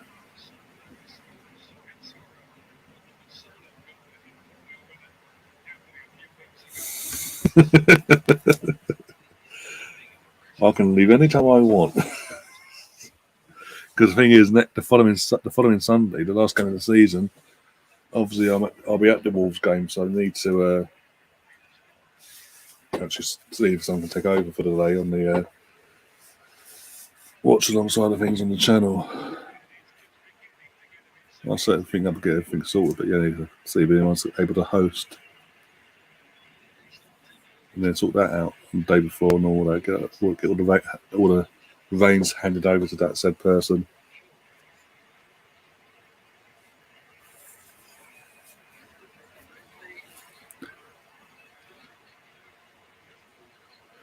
We should have the option if you want the kit with the sponsor on it or not. What, you mean the sleeve sponsor, or do you mean the actual main sponsor? No, F.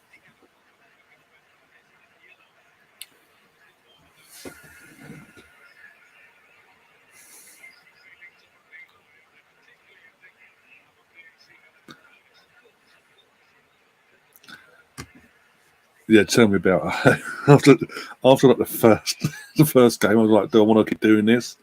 But I committed to it, so I had to like, but yeah, I wasn't going to do it, but I wasn't going to do back to back on Sunday. And thank fuck, I ain't going to do it anymore this season. Thank God.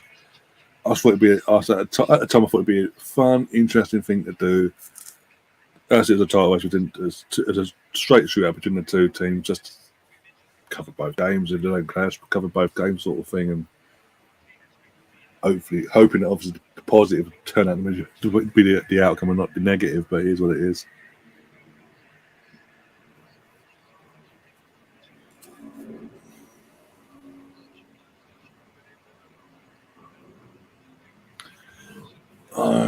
Spencer saying I'm getting into this YouTube thing myself. Put your comment on the screen so I can see as well. In a second. Oh, hold on. Have been observing some of the Arsenal takes. A lot of people I like, but I'm doing it for fun, not clicks. Exactly. As long as you're doing it for that reason and that reason alone, you actually enjoy it. I'd enjoy it. I enjoy it more personally.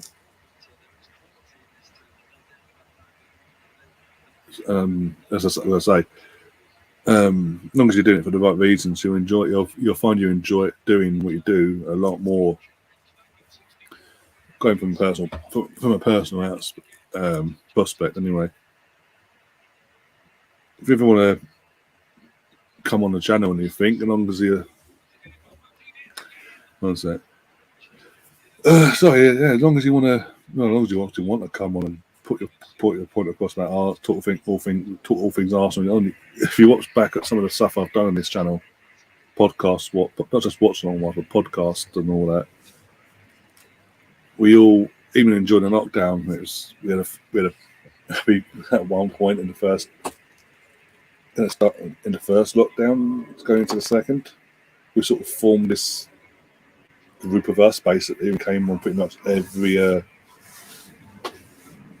every stream together, and we just had a laugh. And some of us had different opinions and all that, but we showed in that time you can do a show with fans with fans that support the same team, but have different opinions, who can all get along and be respectful. Oh dear.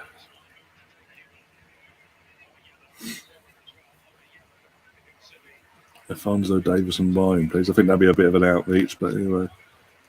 Cancelo might be a real option. That depends on Man City now. Will they want to strengthen us at that? Because Cancelo would be strengthening us, let's be honest, as well in that aspect. Because it's how versatile he is as well. Would Pep want to strengthen us after how it backfired on them? Really, even though it hasn't cost them title completely, it almost did, and it's like, do we want to strengthen you a bit more? I really do, but anyway, we'll see. Hakimi from Inter and Davis from Inter, please. Got some good shouts there. And they were saying main sponsor, but the old school thing. Yeah, I get what you're saying. Yeah, should have the option, but I think it's more of a financial thing. Obviously, they want to sell the shirts to the sponsor on because they then get their money from the sponsorship, more money from their sponsorship deals and whatever they've got in place. But it is what it is. I'm doing a message. Sony $1 million. Oh dear. Spencer, if you're ever available and you want to, or even if you don't want to, if you don't want to come on, that's fine. If you want to just pop in the chat every now and then, have a back and forth, and talk all things Arsenal, football, whatever. You're always more than welcome on the channel. Like more than welcome to. If you want to reach out for advice and everything, and my DMs, be it on Twitter or Instagram, etc., are always open.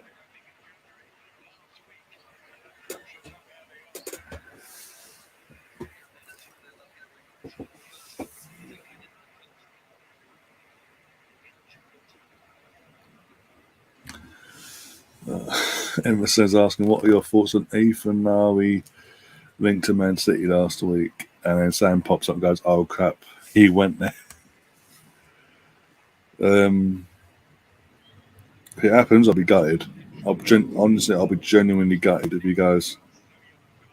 After we gave him his debut against Brentford, I know he hasn't played 8 minutes since. Obviously, he's 15 years old, but we've got to the whole point of that was to give him a taste of playing for the Arsenal in a Premier League game and see how he would then react. So obviously going to school, doing his GCSEs this year and all that, how he'd react.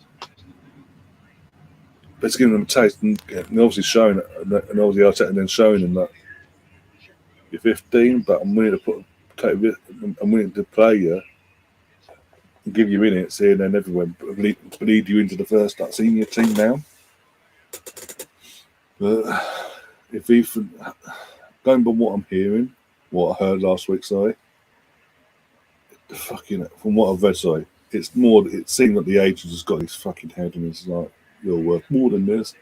He wants to play bidding wars. When is his 16th birthday? Has he been and gone already?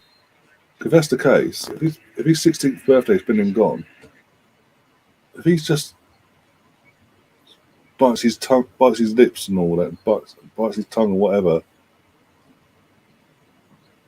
and waits 12, 11 months, however long like his 17th birthday. The second he turns 17, he can sign a professional contract with the club.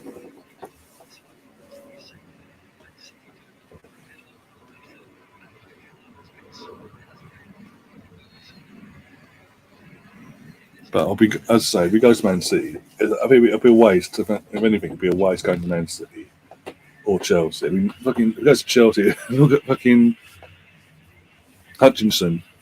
Left us back in our summer. Oh, I'm going to more with it. Get more of a chance at Chelsea. Yeah, that fucking worked out. Now on loan or fucking some champion. Where did he go out on loan to in the end? Second half of the season. Got a few minutes here and there under Graham Potter, then he got loaned out.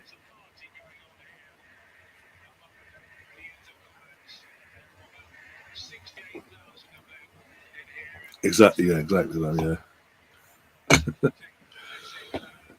And I think that's one thing he needs to sort of, with a young head and all that, to sort of look to what happened, what's happened to Hutchinson. Thought the grass was greener elsewhere, and it's backfired on him. Right, you know he's running it today. But yeah, I'll be gutted if he does go. And I said, if he went to Chelsea or Man City, it's pointless because he'll never play. He'll never play for Man City or Chelsea. It's just another way for Man City to get the quota up, get him in on a professional contract, loan him to 20,000 like Chelsea would, and never play him. Eventually make a few quid out of it. That's it.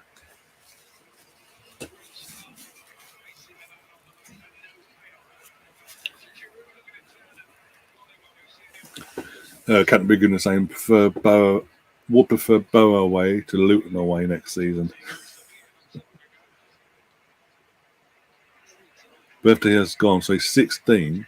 So if he waits, whenever his birthday was, if he waits till his 17th birthday, the day he turns 17, then he can sign a professional contract with Arsenal.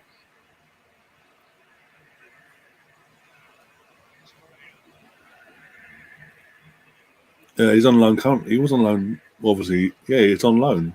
They loaned him out back in January. I don't know where they're coming. It's championship. The championship side. I don't remember where he went to now. But he's on loan. I know he's Chelsea's his parent club, but he's on loan to the championships.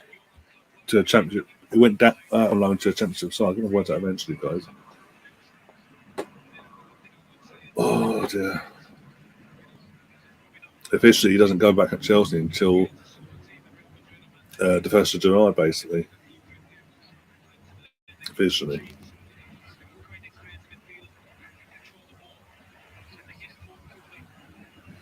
Well, we're what?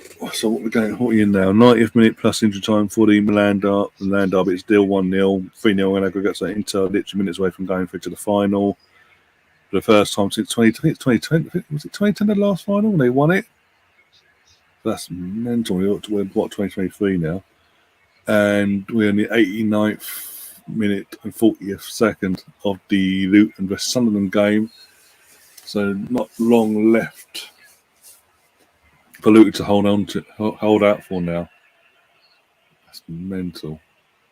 It's mental the fact that Luton could they hold out now, be playing at Wembley for a chance to go and play in Premier League football. 4 minutes they've got to hold on for 4 minutes, Luton, to hold out to get for a chance to go to not for a chance to go to Wembley for a chance to be playing at Premier League football next season. Fucking mental. When you consider what 4 or 5 years ago they were non-league. The turnaround of that club since they got relegated to non-league is nothing more than fucking insane.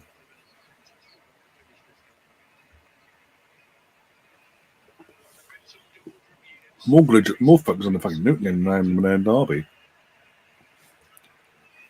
No, I cannot, Colonel. Prediction. Emerson's asking prediction for the Everton women versus Arsenal women tomorrow. I'll be covering the game, by the way, Emerson. So I hope to see you in the chat tomorrow. Hopefully, you'll be able to join us as well for that. I think we'll win it comfortably. Honestly, I think we win this. I think we win there. It's away as well, isn't it? So I think we win 4-0 at least.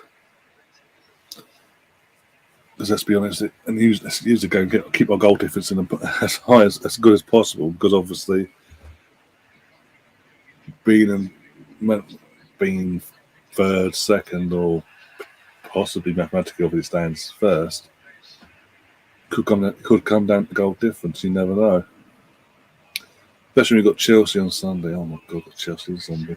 Okay, there we go. Full-time whistle's gone in Milan, and. Yeah, Inter are officially in the Champions League final in Istanbul come the start of next month. Well done to them. First time since 2010. And they will face either Man City or Real Madrid. Emerson's going for a 3-1 win. Okay, fair enough. I'm just going by how the girls performed last week against Brighton. Against Brighton, sorry. One sec. Against Brighton, yeah, I just think we got even with all the injuries we've got, we're just still too much for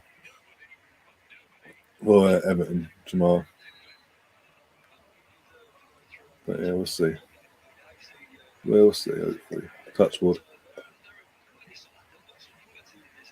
At least that'll be our games in hand out the way. Hopefully, if we do win tomorrow, we'll have a grip on the top three situation in terms of whether we finish in top three. Be in our hands, basically, going into the last two games, no matter what happens on Sunday. Luton breaking away, and he's fucked it.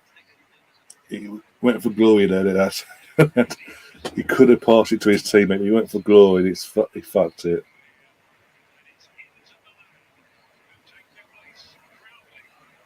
Where's your poll? You guys are obsessed. Tomorrow night, Man City versus Real Madrid, followed by Phil Nelson podcast. What a lineup. passing missed. He literally saw the Hollywood lights and went, I'm a hero. Boom. Oh, fuck. Seconds away now. Seconds away, Luton. And the last 15 seconds of injury time here. Sunderland have to attack now and score this attack. It's now or never. Oh, and someone's been booked. Don't know who. Luton Ponzi. Okay. I thought it was a choir concert. Okay. Fair enough. I was getting messy now. Fucking time. Suddenly the players are trying to speed up the restart here, and it's all getting a bit scrappy. Like, oh no. So another year. I mean, Sunderland. To be fair to Sunderland here, in terms of their season, they've massively overachieved. First season back in the Championship after being exiled to League One for 3-4 years, whatever it's been. Especially at the start of the season as well. They've massively overachieved getting themselves into the playoffs, but yeah. The form, their way form just comes to the surface, and yeah, they've been found out.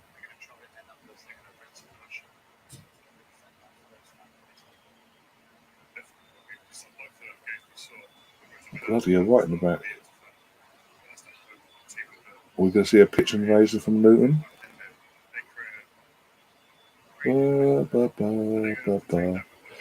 But yeah, I will, because I say, yep, there you go. Full time whistle's gone officially in my end. Luton are in the final at Wembley for the playoff, get the Premier League.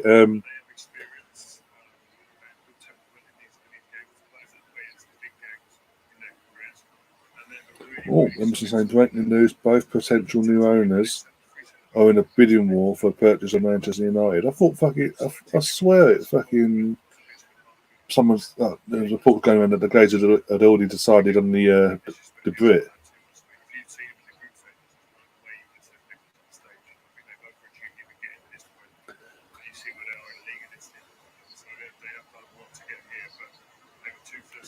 What will United end up at? Bloody hell, no. This is that's a bid. We're getting a bidding war. Fucking Glazers must be thinking, yay! We're gonna get more than what we even bargained for. Yay! Oh dear God!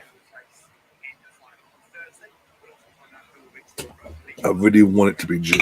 I really want it to be that Jim guy that gets the ownership, whatever capacity as gets it, giving it like, yeah. Have a good night, mine in the chat. Oh, nice guy. He popped in, said hello, and then he popped off games goodbye. That's nice. Oh dear.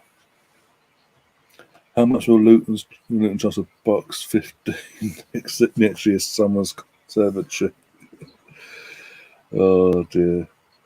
Question for you, chaps. If you could buy one club, what club would it be? Can't be your team you support. Aston says never. Oh dear. I have £46 for the Washington. They told me to get off their property. The Mid Crystal Palace, South London, big catchment area. Yeah, fair enough. I mean, couldn't be any worse than the fucking Steve Parish and all that. Let's be honest there. Well, I like this though. Obviously, the fans on the pitch, but they're being respectful. They're not assaulting anyone or causing any harm to anyone by the looks of it. They're just there enjoying the moment and going up to the manager and shaking his hand, saying thank you very much, giving rugs and this, that, and the other. I mean, again, I've said this before about Luton. Again, the start of the season they had with Steve Jones, the guy that left him for Southampton. When he was in charge at the start of the season, look where Luton were. Look where they were in the league, in Championship. He pisses off to Southampton. This guy comes along, gets given the job full time, and they're in a playoff final. They are 90 minutes away from playing Premier League football next season. Fucking hell.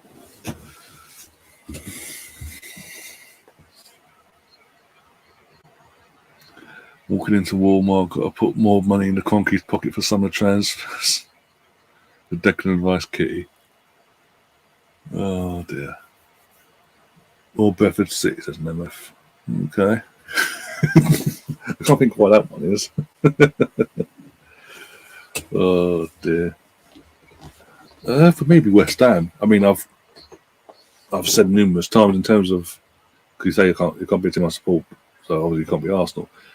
So it'd be West Ham, because people know I've got family that are West Ham fans. My granddad, my uncle, my cousin, all West Ham, are all massive West Ham fans. And I was born in Beckton, so technically in the West Ham area, down the road from Upton Park, effectively. About 10 minutes on a good day. On a good day, actually, saying that. On a good day, a 10-minute drive from Upton Park. Back when it used to be the home ground of West Ham and all that. But so yeah, always had that sort of attachment. That's because of the family side of things, and that was where I was born and that area wise. So if it had to be it would be West Ham. Again, I couldn't do any worse than fucking Gold, God bless his soul, and Sullivan. Couldn't do no worse than them two. Jesus Christ. Chris says maybe Bristol City, big city, never had any success. I wonder what. This is a thing actually. I was about to say, talk about you talking about Bristol City and all that.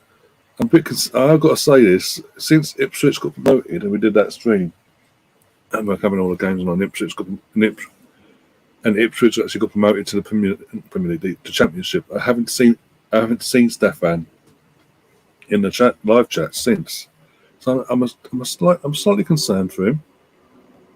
I mean, I initially thought obviously at the time it was like a bit of a joke, but obviously a bit nursing a hangover, celebratory hangover and all that. But yeah, this is like 2-3 weeks later now, and I'm a bit concerned for him. I'll be brutally honest.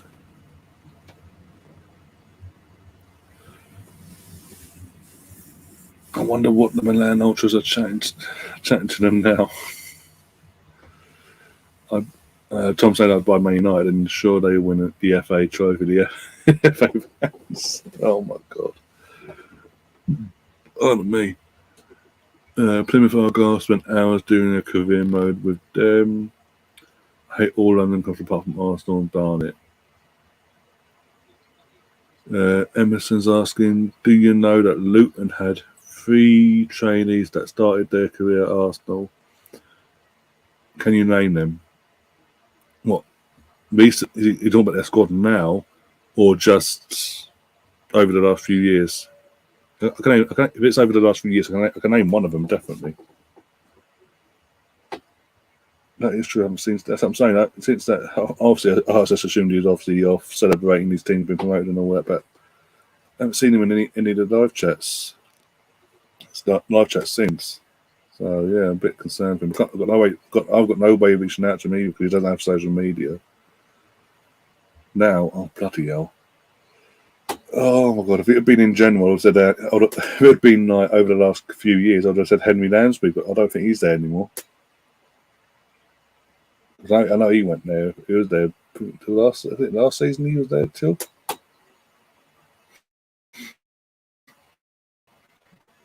He's still there. I ain't seen much of him. I don't even know if Philip can play. Says Chris. Oh dear. I ain't got a bloody clue actually. The only one I would have known of was Henry Lansbury, but I don't know if he's still there or not. Aside from that, I ain't got a bloody daddy-da-woo. I can't recognise any of the names. One sec.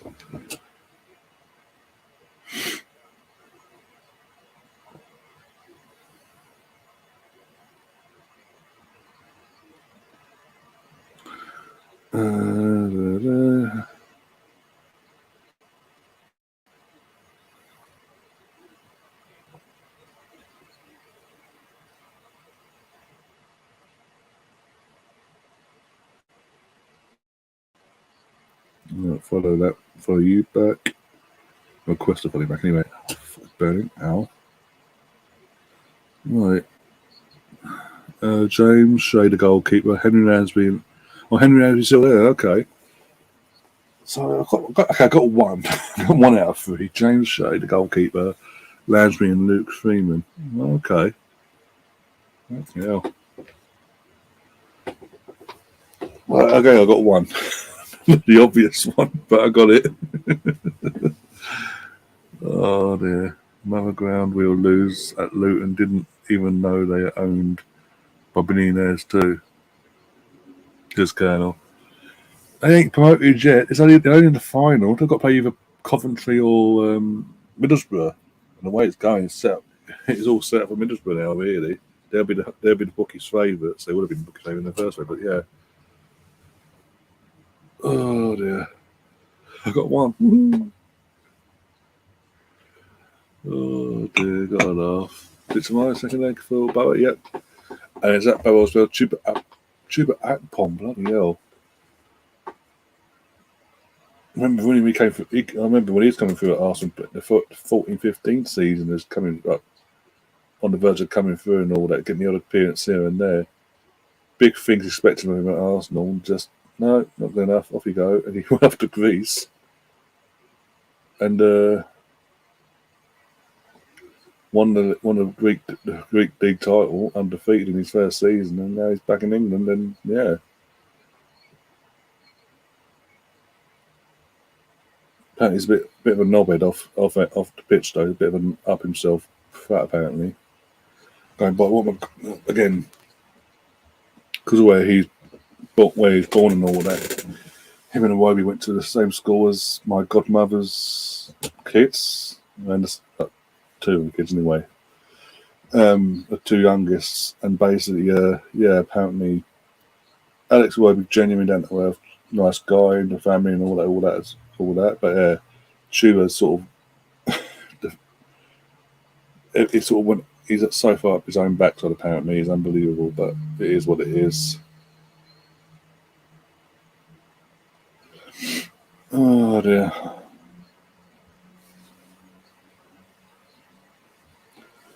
Lansbury scored for us. That's what he did. And then in the old League Cup, it was called the Carling Cup. It was Carling, the Cup's won by then. All I know is I'm fucking sick. I'm sick of these fucking sponsorship changes now. It's like the EFL Cup, the Carabao Cup, the Carabao Cup, but it's also the EFL Cup. It's fucking the League Cup. Leave it alone.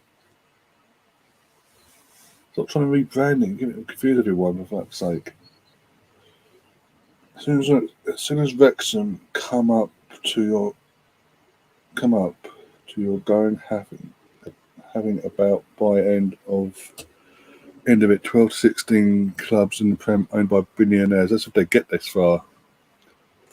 If they get that far, it's not going to be exactly walking apart from getting up from League 2 to League 1 and all that now. This is where the hard work starts now for them.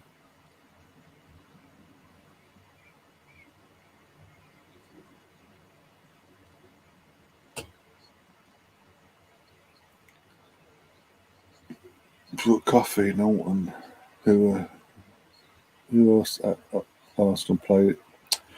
So, other Brooke Coffey, Norton, who else played for Arsenal? No googling. Isn't Norton Coffey still obviously coming back? He's obviously on loan. He'll be coming back from a loan spell in the summer. But he's still our player, technically.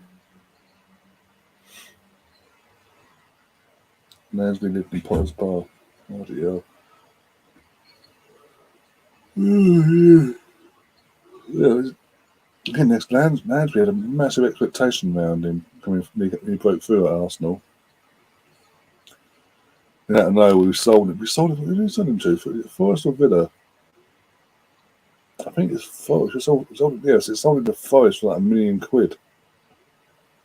It's like, seriously? Like, I'll be honest, I was really naffed off at the time, like selling him that cheap as well. I said him in general, I was like, you prats. I never worked out there, and then he went to Villa. Then when they got promoted, they offered him to Luton.